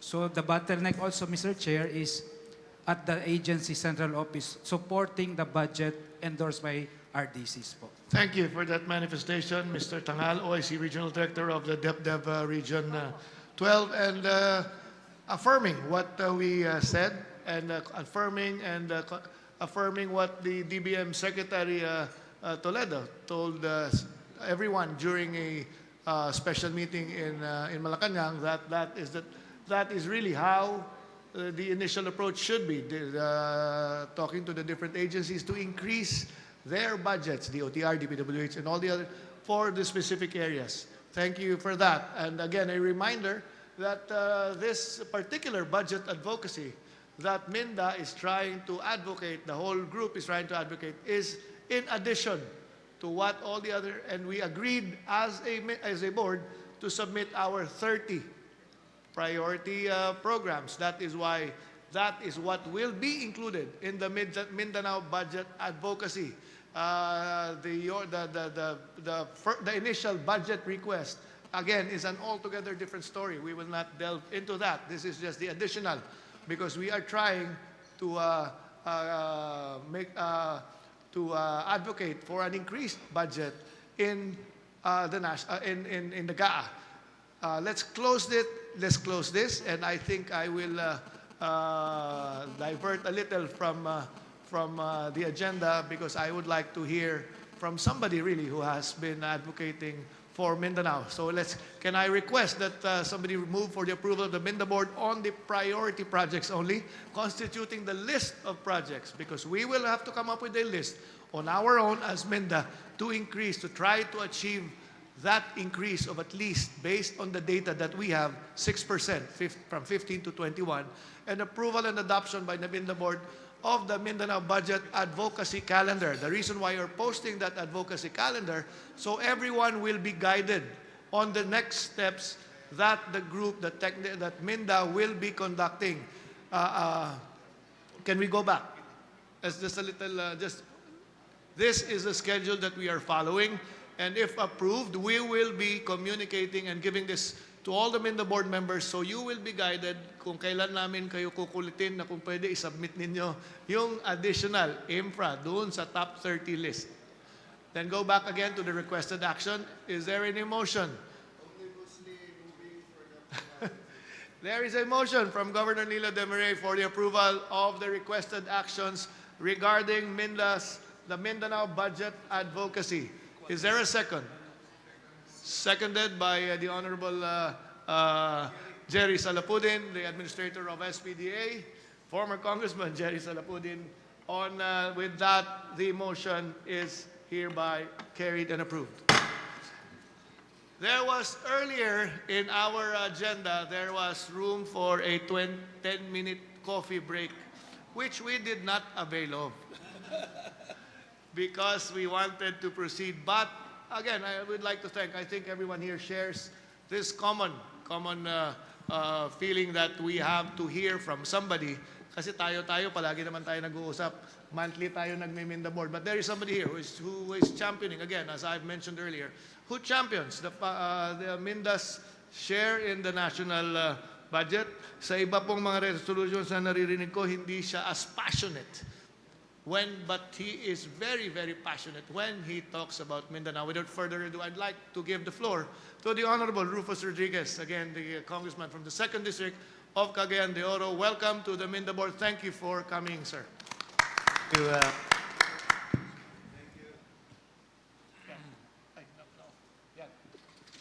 Thank you very much. First of all, our chairperson of MINDA and secretary, a good friend from way back, Secretary Leo, thank you very much for your invitation. The governor and our very, very active RDC chair, we just had a meeting of the Advisory Council at Congress, and of course the speaker hosted our full-day meeting of the Regional Development Council, Advisory Council. Governor Henry Waminal, a good friend from way back also. Then thank you also, Yusek, Janet Lopez, thank you. And my good friend, my colleague, Congressman Jason Almonte. And of course, I see here old friends, you know. And so I would just like to greet all of you. I thought that it's a 1 o'clock meeting, so I took the 10 o'clock flight. It was moved to 9 o'clock, that's fine. So I have to transfer from PAL to Cebu Pacific. They're good, both of them. So I am here really for 4 things, to cut this very short, to the honorable members and board of the MINDA. For particular topics that I would like to be able to get your support. First is we all will fight and work for the increase of the MINDA budget. This is very important. We're talking of the 2nd largest island of the Philippines, contiguous to each other, a landmass, and yet we are not giving the proper attention, the national government, to the budget of MINDA. And that is why I would like to therefore state that I don't know if there's already a approval of the MINDA budget on how much is the MINDA budget, so that we will all work first that the MINDA budget will be included in the NEP. Yan ang importante. We have to urge the President and the DBM to put the MINDA budget in the NEP. Yan ang starting. Lisod na karon ang insertion. Because everything now is live stream. And I am a member of the BICAM, the real BICAM. In the past, there was no real BICAM. In the past, the 11-man member of the Congress and the 11 senators, they will meet and they will just have one action to designate the two chairmen to decide. Can you imagine that? That is why, grabe gid kayo. Grabe gid kay insertion. So wala na nakaroon kay naay camera. So therefore wala. When we discuss, when you say we propose, why is that not in the NEP? You see? So those are the things. So therefore, I would like to ask our chairperson, Secretary Leo, do you have already the amount to ask the Office of the President and the DBM to include in the NEP for 2027? Ato na gining kanon yun nga for Mindanao. Thank you for that. First of all, thank you for that, Kong Rufus. Yes, we do have a proposed budget. We do have a proposal for our budget for 2027. And if you will allow, maybe later we will show you the graph of it and what was not approved in the previous years, but including continuing projects, new proposals, and some advocacies that we feel is needed in Minda, including the budget that is really needed by the Mindanao Development Authority because of the additional or more workload that is being done by the authority in the current situation. We will present it to you. Thank sir, you, on other matters. Chairman Leo. So I would really be interested to know that so that we have the figure, because we should be able to convince the Office of the President that it's time now to look for Mindanao. Mahina dito ang Presidente in Mindanao. It's about time that he would say, we're giving to Mindanao.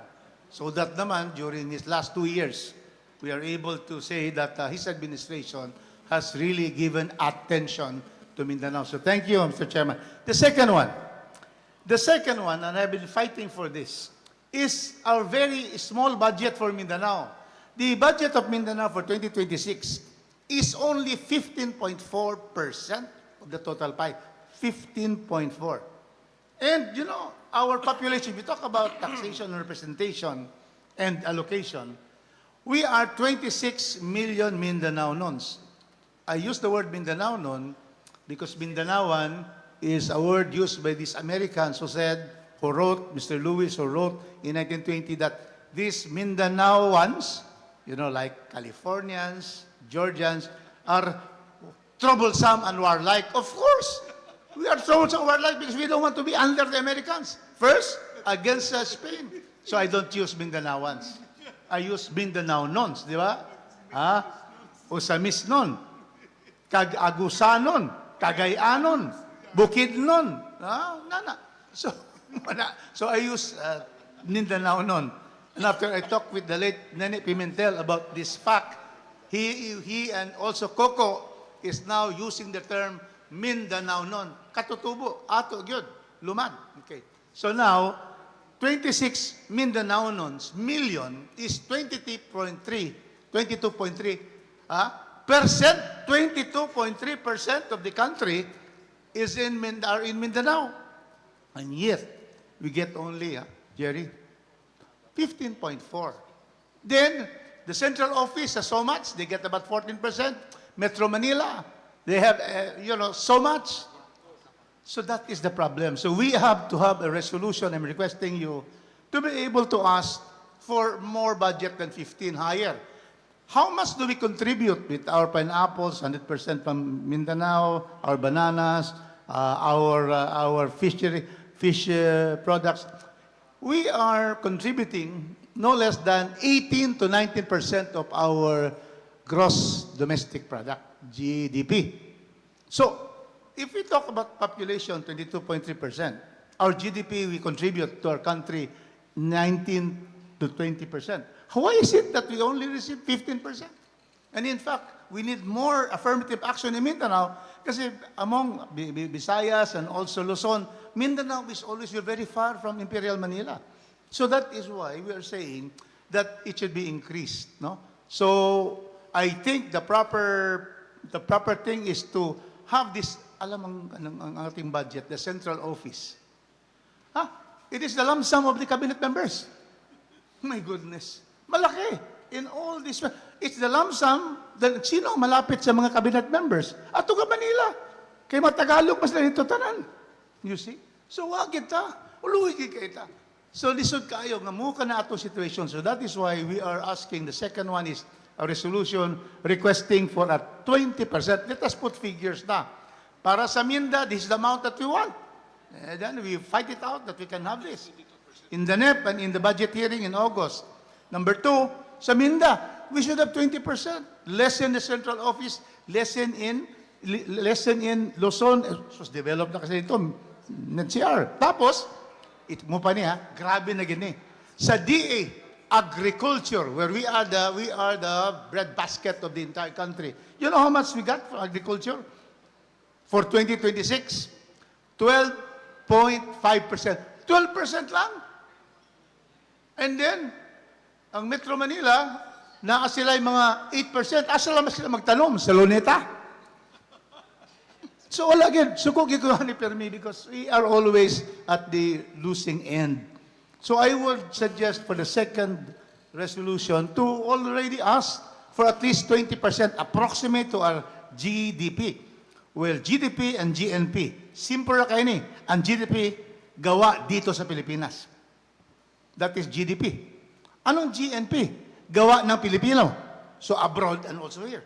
So those are really the difference of GDP and GNP. So GDP tayo, sa gawa dito sa Pilipinas, ang GDP natin, we contribute 19 to 20%. Population is 22.3%. So nga naman agriculture, 12% lang. Total pie, 15%. So that's the second one, Mr. Chairman. I go to the third one. The third one is our Mindanao Railway. You see, in Luzon, they have an East Rail, they have a West Rail, they have a North Rail, they have a South Rail. In Mindanao, not an inch of rail. So, the situation right now is that in southern Philippines, sumana ang project study, tapos na. Tagum, we're talking of southern Mindanao first. Tagum, tapos Davao City, and then Digos. Okay na yan tanan. Problema lang, the Chinese magod withdrew. It's to name 3 corporations which can be chosen to fund it. So they nag-withdraw sila. So but now the situation is the Asian Development Bank is coming in to already finance the Southern Mindanao Railway Phase 1. The good thing is, ang sa Southern Mindanao, nagsugod sa Villanueva, again, the Oro to Lagindingan. And it will expand, of course, going to Lanao and also to Misamis Occidental, and going further even to Zamboanga. So the next one, resolution I would like to request is for us to really have already the finalization of the budget for the Southern Mindanao Railway. Kasi humana tanan. Ang Northern Mindanao Railway, humana ang 100 million na pre-feasibility study. They are now going to get already they will bid the consultant para sa final feasibility study, design and everything. So that is coming soon. So these are the two, on the third matter, these are the two railway systems that will really be able to really improve the carriage of goods and people in Mindanao. So phase 1, phase 2, and then phase 3, phase 4. So we are going to request that from this August body. Now the fourth one, to me, which is the most important. So Mindanao Railway, Southern Philippines, Digos, and then Southern Mindanao, then Northern Mindanao. Okay, so number 4, ito na. This is that will make our island be really very part of our republic. And that is the bridge from Mindanao to Visayas. During the BICAM, kani mo kung Department of Public Works sa una pa, of course now with Secretary Vince, no? He has promised to help us. So we were able to approve during the BICAM 130 million for the pre-feasibility study for the railway from Visayas to Matnog. Allen Samar to Matnog. Okay yan. So I supported it, and I made representation during the BICAM that for next year, we're going to ask 150 million. Everybody agreed. Loren, Win Gatchalian, Tulfo, Erwin. So they agreed. And that is why we'd like to get from you a resolution requesting DPWH to give 150 million for a pre-feasibility study of the railway from Lipata. The nearest point kasi is Lipata in Surigao. Then it goes to San Ricardo, not Liloan. Liloan is upper Leyte, but San Ricardo is lower. So we are going to save more time, about 2 hours. If you go to Liloan, we go to San Ricardo. There's already the Binit port there.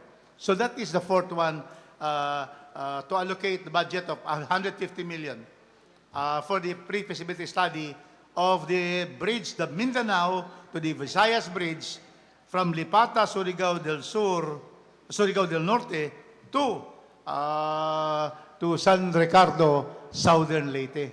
Because once mahuman ang duha ka project study, ang Visayas, mauna maging sila kay useless man tamo adto sa Visayas kung dito makapadayon dito sa Luzon. So travel will be seamless. Travel will be seamless from Mindanao, from Zamboanga to Misamis, to Cagayan de Oro, to Butuan, and then to Lipata. Same is true with Southern Mindanao, Davao going down, and we will not anymore suffer this high cost of travel by sea. So shipping costs are very expensive. And then air travel, very expensive. PAL and Pacific, they're very expensive already. Now, you can just get a bus from Misamis and then go all the way to Manila through these bridges. So these are, to me, what is good for the entire Mindanao. So from Lipata, Surigao City, unahan natin Mindanao, secondary lang Visayas. I always start with Mindanao. So Mindanao, from Lipata, Barangay Lipata, Surigao del Norte, to San Ricardo, Southern Leyte. Ayan. It's only 29 kilometers. China and Japan has more than 10 mga bridges, over 100 kilometers. Tayo 25 lang. So yan. So to be Mindanao, to Visayas, Mindanao, lagyan mo na, via Lipata, Surigao City to Visayas, San Ricardo town. So, kana lang, I don't want to take your time, but I really came here for this. We're going to meet also with the chairman. We are very, very proud that your governor here, who is our RDC chair for Region 10, is the head of the entire Mindanao. Entire Mindanao. So that's why I'm able to come. Because Henry is the head of all Mindanao. We're all together tomorrow at 9 o'clock. And we are going to present also this 4. Pero nauna na ang Minda for your support. So I would like to request that Minda would be able to have this resolution because I would like to personally hand carry this. First one, Minda budget to the Office of the President. And then the DBM chairman. Request to allocation of Mindanao, the same din. To the Office of the President and the DBM. And then yung Reso, we see Vince Dizon, very proactive. And then on this bridge also, Reso is kay Banoy Lopez, Secretary, who promised to help already. Hindi lang budget for Northern Railway, but also Southern, side natin. Mindanao man ta. So, like I said, Reso on finalizing the budget for the Southern yan, to file the budget, because daan na ko na funder ang ato sa Southern. So, kada Southern na siya ang na-budget. And Number 3. to finalize the study, the final study for the Northern Mindanao Railway. So kay Banoy na. Okay. Okay, Yusek Batan ng Department of Transportation. And then lastly, kanisya, sayo naman 150 million naman kay Secretary Vince Dizon. Thank you very much, Mr. Chairman. Thank you very much to Congressman Rufus Rodriguez. Once again, thank you. Thank you for coming here and supporting what we have been trying to advocate. Before we will make before we answer it point by point, Kong Rufus, there are two Governors, who would like to comment on your manifestations and the things that you said first? Huh? Governor, kinsa mauna? Okay, Governor Jubaib first and then Governor Nilo Demare.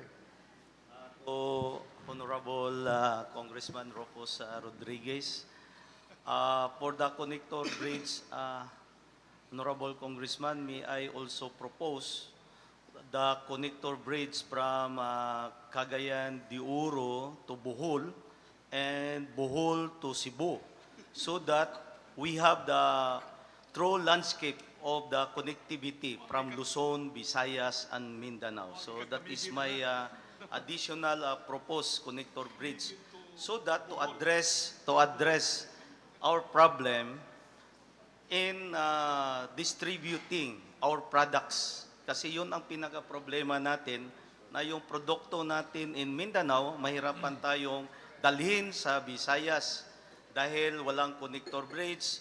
Doon sa shipping lines, ang tagal at ang mahal. At pang airlines din, ganun din, mas lalong mahal. At ang mode of transportation, yung airlines, hindi na natin makontrol kung anong gustong fare na gusto nila dahil wala silang kompetensya by land. Pero if we have a connector bridge from Luzon, Visayas, Mindanao, like what you are proposing in Congress, maganda ito. So gawin na lang natin to do for the submission of feasibility study that we have also a connectivity from Mindanao like Cagayan de Oro to Bohol kasi malapit lang ito, and Bohol to Camiguin. Cebu, malapit lang din ito. Yeah, Cagayan de Oro, Camiguin, the nearer to Hagna, Bohol. Yes. So that is, thank you for that. But that is a very good proposal. However,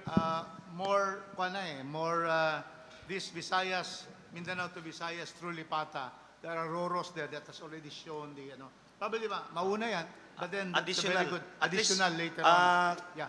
Honorable Congressman, mapag na-propose na ito, masama ito sa feasibility study for the proposal. So, later year,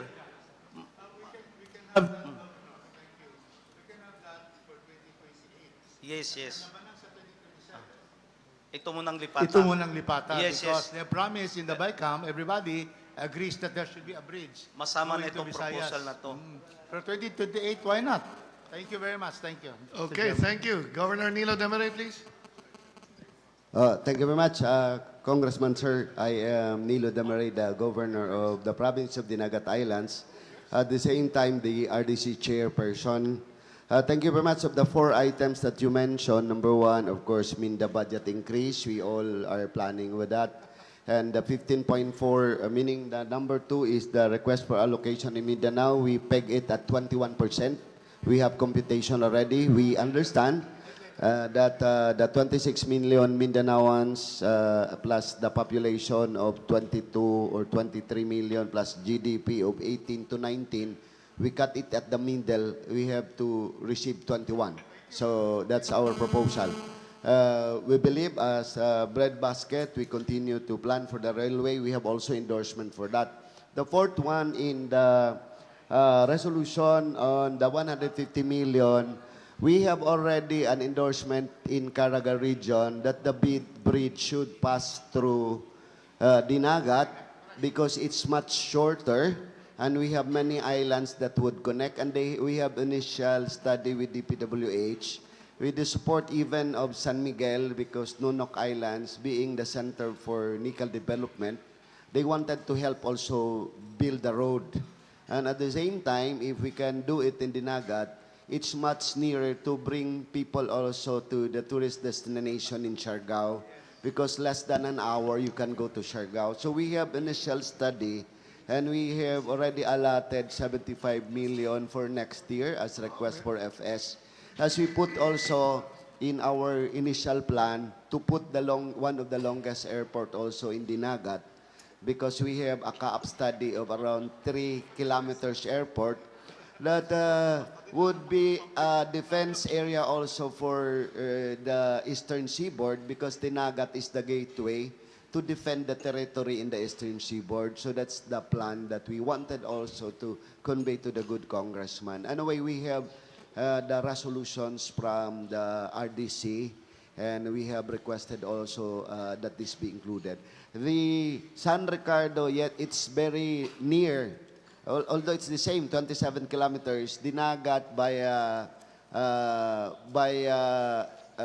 Dinagat to Surigao via Nabago to Nonok Islands, and to Dinagat Plaridel to Southern Leyte is around 23 kilometers only. So, at ang isa na problema kong is malalim masyado ang San Ricardo. So, medyo engineering, baka ipailalim natin yung tren and it will be costly. Very costly kung dadaan pa sa ilalim. So, initially, we wanted to request na it will be for the benefit of the whole region. Anyway, we have discussed, we have the initial. Maraming salamat, Kong, for bringing the voices of Mindanaons. Gusto sana namin na you will bring the voices of Mindanaons as senator. Okay. Okay. It's impossible for me. Hirap na nga tayo sa San District eh. So, wala nasabi niya, but thank you for that information. Okay. I will tell you that I have already a bill for the past 3 congresses for the Mindanao to Visayas, Visayas to Luzon. And in fact, our chairman is Chairman Romy Momo. He is the chairman on Public Works of the committee. And in fact, he told me, Rufus, dadaan tayo sa Dinagat, it will be nearer. Tsaka, dili ba diretso ba? So, mas duol-duol na una, then 2-step tayo. There is a big island there, Dinagat. Then we go there. So that's already, we are well taken. However, what we are going to do is really get a feasibility study. They'll confer with you, Governor. They'll confer with the region, your region, the Caraga region, and really find out how to be able to have a the shortest and the least expense of this bridge. Once we have this, because Nonoy Libanan now got 130 million for the feasibility study of Allen, Samar, Northern Samar, to Matnog. So, kita ang mo connect din diha. So, seamless can travel. Southern Leyte, you go up to Samar, Northern Samar, go to Matnog, Manila na dayon. Salamat kayo sa imong information, Gov. That 75 million, where will that come from? Actually, they have given the money already last 3 years back to do the FS, pero they were not allowed by Ramon Ang to enter Nonok. So, kaya nabalik yung 25 million. Okay, anyway, we will get 150 million now for 2027, January. May project study na ta. Pero, and very feasible yung through Dinagat. Yeah. Kung meron din silang budget sa Region 8, I think from Southern Leyte to Dinagat, they're doing it now. Okay. Parang malapit na mabuo yata yung FS nila. Ang kulang na lang natin is yung Surigao, Dinagat connection. Kasi yung Region 8, yung DP, with COICA, I think they are doing the FS. Kasi yun ang kanilang, yun ang kanilang plano na ipa-PPP yun. So, Thank you very much. And before before I comment, yes, we will hear from the Honorable Jerry Salapudin, and after that, we will not close the discussions, but we would like to tackle the 4 pending resolutions proposed here on the body. Yung mga gusto pang mag-comment, pwedeng after. But, Kong Jerry, please.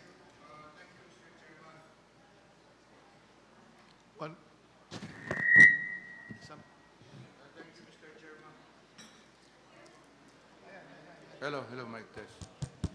Thank you, Mr. Chairman. Since we are talking about connectivity, so that we will become part of the Republic, not isolated, I would like to strongly propose, Mr. Chairman, that a feasibility study be also conducted on the construction of a bridge from Zamboanga to Basilan. Tama yun, malapit lang. That is only 8 nautical miles as far as the distance. And then recently, we have this tragedy of sea mishaps. Recently, more than 200 of the passengers of Allison shipping lines were not anymore found. But that was not the first. There were other mishaps before. So in order not to repeat the same tragedy, I would like to strongly request that the Sambas Bridge, Sambuanga Basilan Bridge, be included as part of that study, Mr. Congressman, so that we will be connected to the mainland, and along with that, we can also connect the transmission line of electricity to Basilan from Mindanao, because we have constant brownouts in the province of Basilan.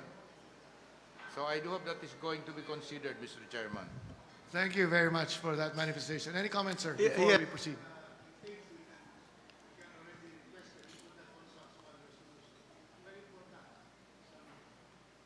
Zamboanga to Basilan, 8 nautical miles. So if we can, it always starts with a feasibility study. So then if you can ask, you can put there 100 million for specifically Zamboanga to Basilan.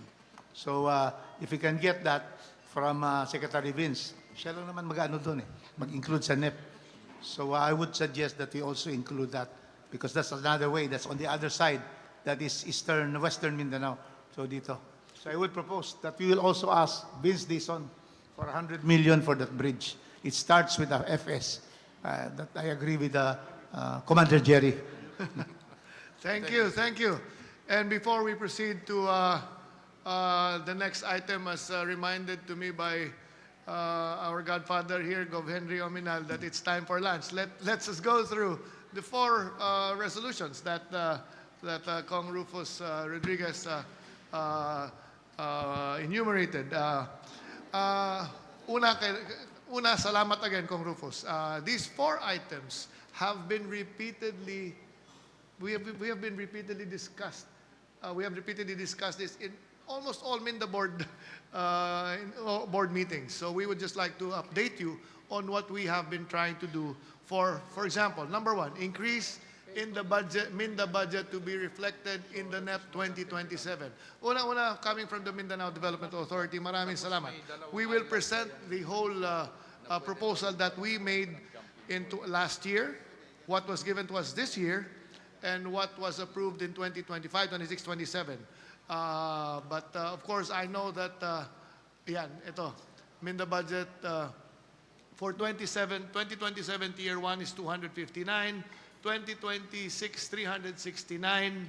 The variance is negative 109 million. Pati sa mga proposals namin, I don't want to go to the details. Mamaya na lang. I'll send it.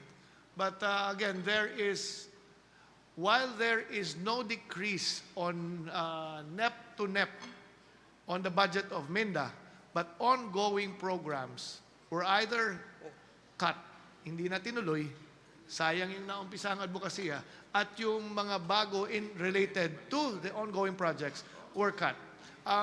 We will discuss the details on this when we will submit it to you, Kong Rufus. On number 2, can we go back to the number 2?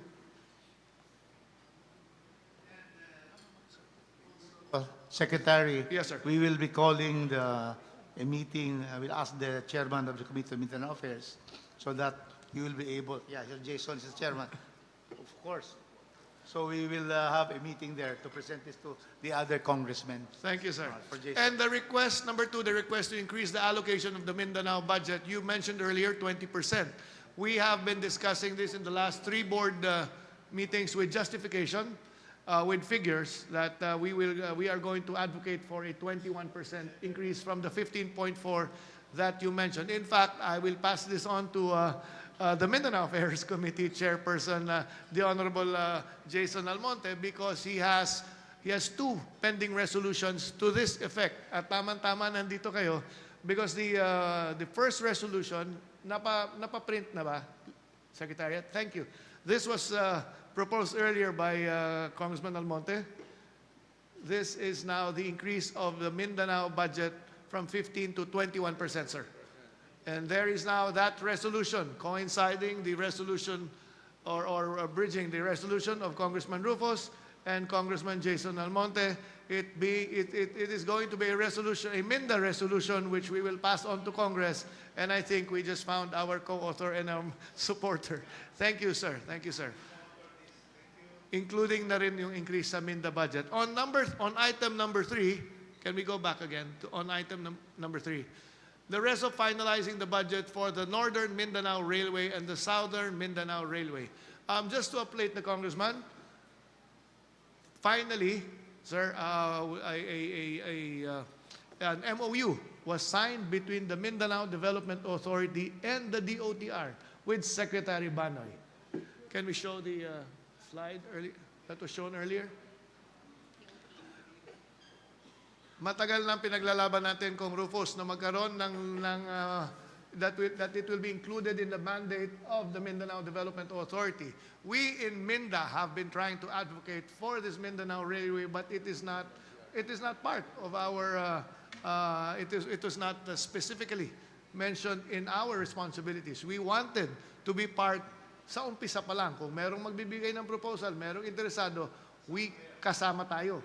Kasama tayo. MINDA is composed of the different RDC chairs, composed of the different LGUs, represented by the different RDC chairs. So madalas, pag tinatanong ang MINDA, ano na nangyayari sa Mindanao Railway, hindi kami nakakakuha hindi ko nasasagot na maayos.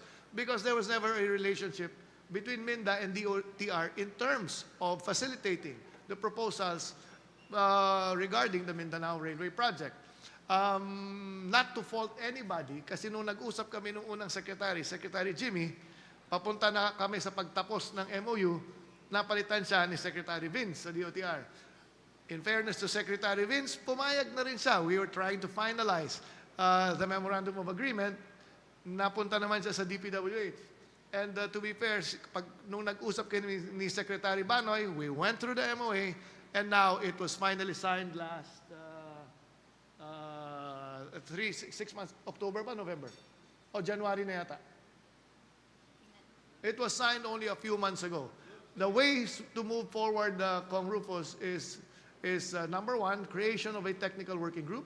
Number 2 is creation of an office within the office of the Mindanao Development Authority. Sa kabutihang palad, nandun na. May DOTR office na dun sa baba ng opisina ng MINDA. So now we will solidify our relationship. We will form a group coming from MINDA and a group coming from DOTR. The first meeting just happened 2 weeks ago. So we will give an update to all the MINDA board members. And of course, we know that you are championing this Mindanao Railway. We will give you an update para madikit na dun sa resolution that you want, not only on segments 1 and segments 3, but all the 13 segments of the whole Mindanao Railway project, if you will allow that. Thank you, sir. And last, the Mindanao, the connection bridge, I think a resolution is in order coming from the MINDA board to adopt the proposed resolution of Congressman Rufus. I think Governor Nilo can make that proposal. That proposal, it has to come from the MINDA board to make that proposal to adopt the proposed resolution of Congressman Rufus. Mr. Chair, we pass a resolution for the connectivity Visayas Mindanao via Surigao City, Nunok Island, and it's in the RDC. We will be passing a resolution. I'd like to request that the DPWH to allocate 150 million for that purpose, Mr. Chair. I so move, Mr. Chair. There is a motion seconded by Governor Edwin Dubay. Any clarification? Hearing none, the motion, unahin natin sa number 4, is hereby approved. Can we go back to Congressman Almonte for the resolutions, the first 2 items to formally pass the resolutions? Thank you, Mr. Chair. For item number 1, we would like to pass a resolution calling for the increase of the Mindanao Development Authority budget for 2027.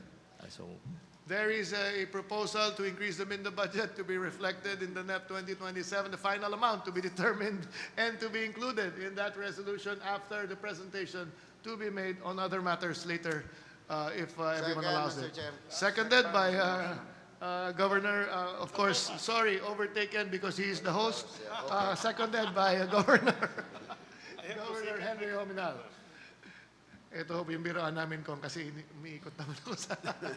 Okay, thank you for that. Next, resolution? The resolution to increase MINDA budget is hereby approved. For the second item, same resolution should be passed for the increase in allocation up to 21% for the entire Mindanao budget should be reflected in GAA 2027. Thank you. There is a motion to request for the increase in the allocation of Mindanao's budget in line with the Mindanao budget advocacy that we all here at MINDA are trying to fight for and to advocate to increase the budget to 21%. Is there a second? Unanimously seconded by Second, all the members motion. Unanimously seconded by all members of the MINDA board. Then, alam ka namang may kumanda. The motion is hereby approved. Mr. Chair, for the third item, I pass a resolution on finalizing the budget for the Northern Mindanao Railway and Southern Mindanao Railway. I so move, Mr. Chair. There is a motion adopting the resolution, seconded by Governor Henry S. Ominal. Any comments, any objections? Hearing none, then the proposed resolution is hereby approved. So there are now 4 resolutions approved in, We have the big one, the one and the 5th one, the resolution, natabunan, to DPWH to, we saw on feasibility study for bridge. resolution on the feasibility study for the bridge from Zamboanga to Basilan. Is there any second for that motion? Seconded by Governor Edwin Jubahib. Is there any objection to the motion? Hearing none, then the resolution is hereby approved. Thank you. Take note that as a tradition and as a practice during MINDA boards, the final wordings will be presented before we end for further corrections and additions to the resolution before we end the board meeting. Additional resolution, Mr. Chair. The proposal also, Here. which may be for 2028. Yes, Yes, Mr. can you So repeat that your... it will be there, pero for 2028, so Mr. that Chair, we go step by step. Additional resolution, I pass for the connectivity, the construction of the connector bridge from Cagayan de Oro to Camiguin and to Bohol, and Bohol to Cebu, Mr. Chair, for the complete connectivity from Mindanao to Visayas. I so move, Mr. Chair. As worded by Governor Edwin Jubahib, there is a resolution for those connector bridges to be constructed and to encourage the concerned agencies to pass a budget for the feasibility studies for 2028. Final wording again to be presented before the end of the MINDA board. There is that resolution, and it's second the motion by Governor Henry Ominal and of course the Honorable Jerry Salapudin. Any objection? Hearing none, then that motion is hereby approved. Thank you. Are there any other concerns Mr. regarding Chair. the resolutions and the motions that were approved? Yes, sir. we thank you. We thank Congressman Rufus for requesting to allocate 150 for that FS, Visayas Mindanao. We'd like to show on screen the proposed, this is the interconnection already. So this is where your 150 million, Honorable Congressman, will go. So it's from Nabago to Nunok Islands, and we will do the roads already on the side. Then it will go to Cagjanao, Dinagat, because Dinagat and Nunok Island is only 100 meters away. So what is the longer bridge is from Surigao City, Nabago, Barangay Nabago to Talisay, and Nunok Island is part of Surigao City. That's why the people of Surigao City are requesting so that all the barangays of Nunok Island will be connected to the main city. So this will be beneficial for them. So this is the initial road connecting Dinagat Islands to Surigao City. That's for information, Honorable Congressman.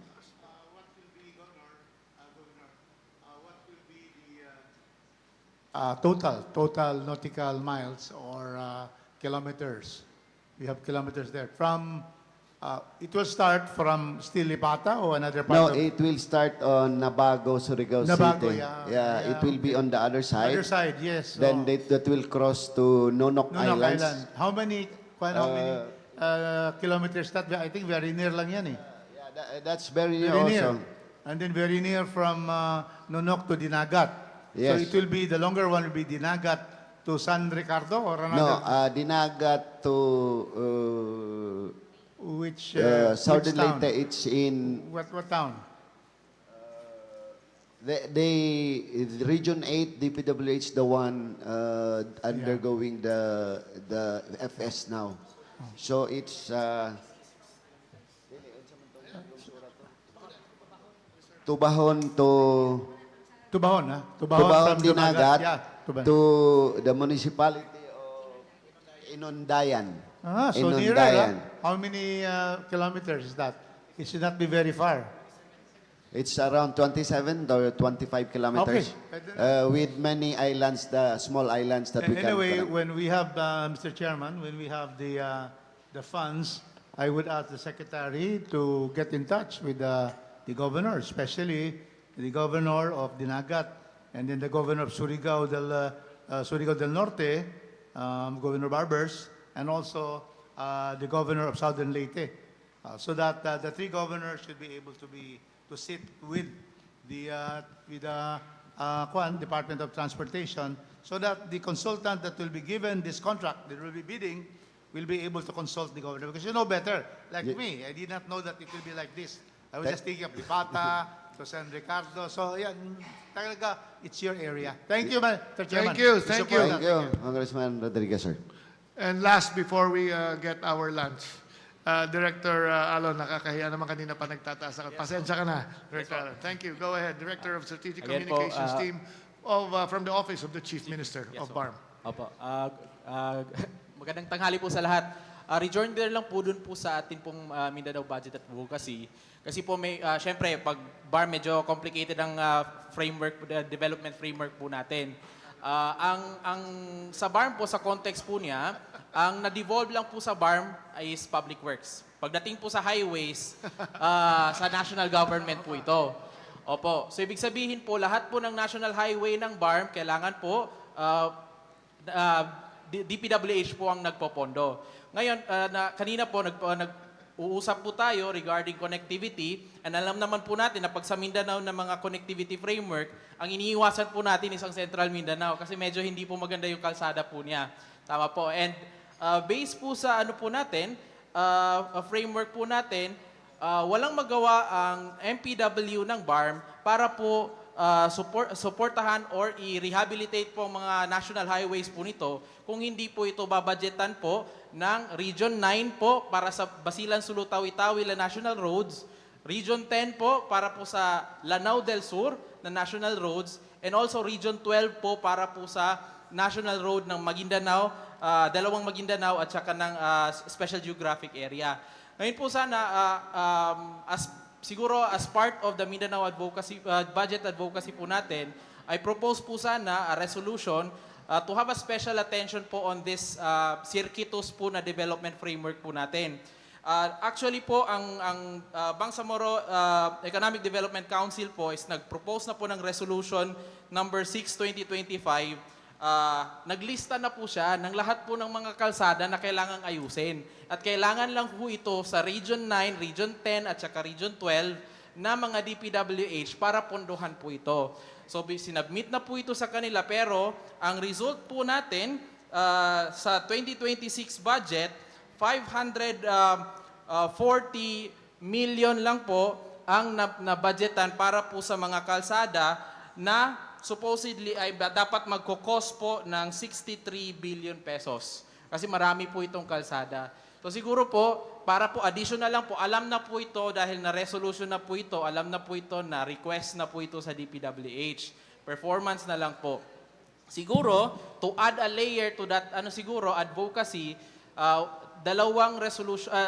isang resolution for dalawang strategy. Number one, resolution po na suportahan or facilitate po sana ng MINDA ang budget process ng Region 9, Region 10 at saka Region 12 pagdating po sa national roads ng BARM.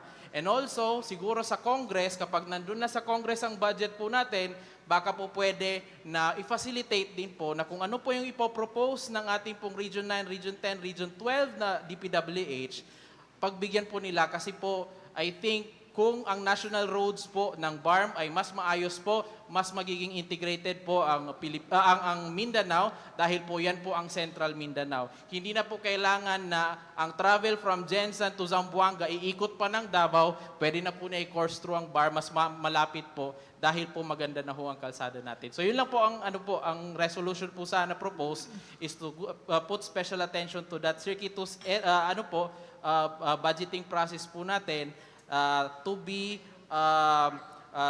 undertaken by a facilitative power po ng MINDA po at saka ng ating pong House of Representatives. Thank you very much.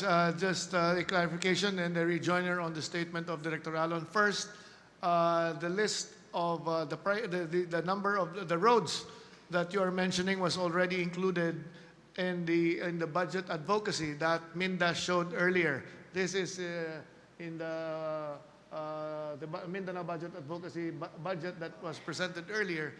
Nandun na po, kasama na po yan because if I'm not mistaken, that is the list that you submitted also to Minda after the Minda board meeting last month, correct? So it will be included there. The details of that and the report will be provided to all the Minda board members. And second, if you can get a copy of the resolution, as you said, was already passed by the BEDC. If it is already passed, we can adopt it and come up with a resolution endorsing and supporting the resolution that was passed by the BEDC. So it will show that what you are doing in BARM is also supported by the rest of the Mindanao governors here in the Mindanao Development Authority. If that is okay, kung may palabas ninyo ngayon before our meeting ends, we will support it today. Is that okay? Thank you, sir. Just to make a suggestion first, to be proposing a 63 billion budget would be quite illusory. So we would like you to specify, you have regions, right? 9, I understand 9, 10, and 12. So in each of these region, let us have a definite, the roads which will not reach to 63 billion. Like Northern Mindanao now gets about, how much, Myla, is our regional budget for Northern Mindanao? We have the biggest now. How many billions for public works? Public works. Yeah, because we would like to put this. There will be 3 regions that will be working for this. That's the way to go. You'll be able to go to the RDC of 9, 10. We have here already 10 to connect you to Cagayan de Oro and Bukidnon, and then also Region 12. So if you go by region, that is better because the RDC of each region will be proposing because highways, as you have said, is always part of the national expenditure program. So anuhin lang natin, let's get some priorities, the main arteries. So should be there so that if you talk about, yeah, look at that. So Mr. Chairman, just a few. So for 27, that's 219 billion. 219 billion, okay. But what I mean, yung ating 2026 now, because that is, we always have big ones for 2026 Congress there. Ayan, okay. 32. So, infrastructure, 32 billion. So, we cannot have the BARM 63, but you can put probably 10 billion each year to make it 32. Yeah, for So, 10 billion for each region. And let the Regional Development Council endorse it. So, tayo sa Manila, with our chair, nandito ang chair para sa proposal for that particular connectivity. Si Governor Henry, and before we have lunch, let me congratulate Governor Henry for this edifice. My goodness, this is really very, very nice and wonderful, and I'm so happy to be able to come here because this is something really good for good governance and for government service to our people. Thank you, Governor Henry, my partner. Si Mayor Sam met me, and we were still your lawyer. I was your lawyer against Central Bank. because they were not paying you for the Central Bank building in Cagayan de Oro. I have to see Governor Tetanco, and you were paid. Thank you. Mr. Chair. Okay, just a quick response to the manifestation made by Congressman Ropos. Of course, on the personal note, yeah, when I was still in the person,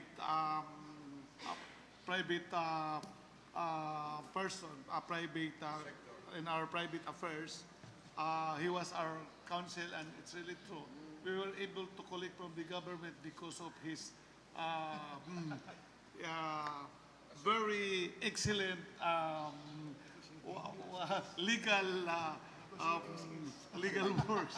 And on the official note, to our good representative from the Bangsa Moro, in support to the proposal of Kong Ropos, he is guiding on the shortcut way. Yeah, while we have the resolution for MINDA to expedite, in order that your proposal will be included in the 2027, you have to submit the specific road network per province to the region where it belongs. In the case of Northern Mindanao, Region 10, Lanao del Sur, so almost all RDCs now had already their full council meeting. Fortunately for Region 10, well, we meet last March 18, but we had extended the deadline to the DPWH to April 6. No? So you can submit your budget proposal for a specific road network in Lanao del Sur, so that will be included in our RDC endorsement for Region 10 Public Works. Then Lanao del Sur. Same case that you will do to Region 9 and to Region 12. So that's a very sound manifestation of Congressman Ropos, which we fully support. Thank you. Thank you. And okay, last na ha, kasi may motion daw si Gov. Henry na kumain na. Go ahead, Administrator Jerry. Go ahead. To add on what Governor Waminal said, I think the particular portions of the national highway of the three regions mentioned by the proponent should be specified. Gaano Yes. ba kahaba yan o ilang kilometro yan, no? It must be specific. Road network and the length. We actually have a copy already, and we will provide everyone with a copy. That budget advocacy, we were just finalizing the resolutions, which we already moved and approved earlier, and we will be providing all the members of the board a copy. I think those those roads were included in that list. Okay, then let me just make a ruling without any motion. Let us give ourselves 20 minutes to get our food, and we will do a working lunch as suggested by our host. If it's the host that suggests it, we cannot go against it. The 20-minute break to get our food. Thank you. Nakalimot na, no? Nakalimot na.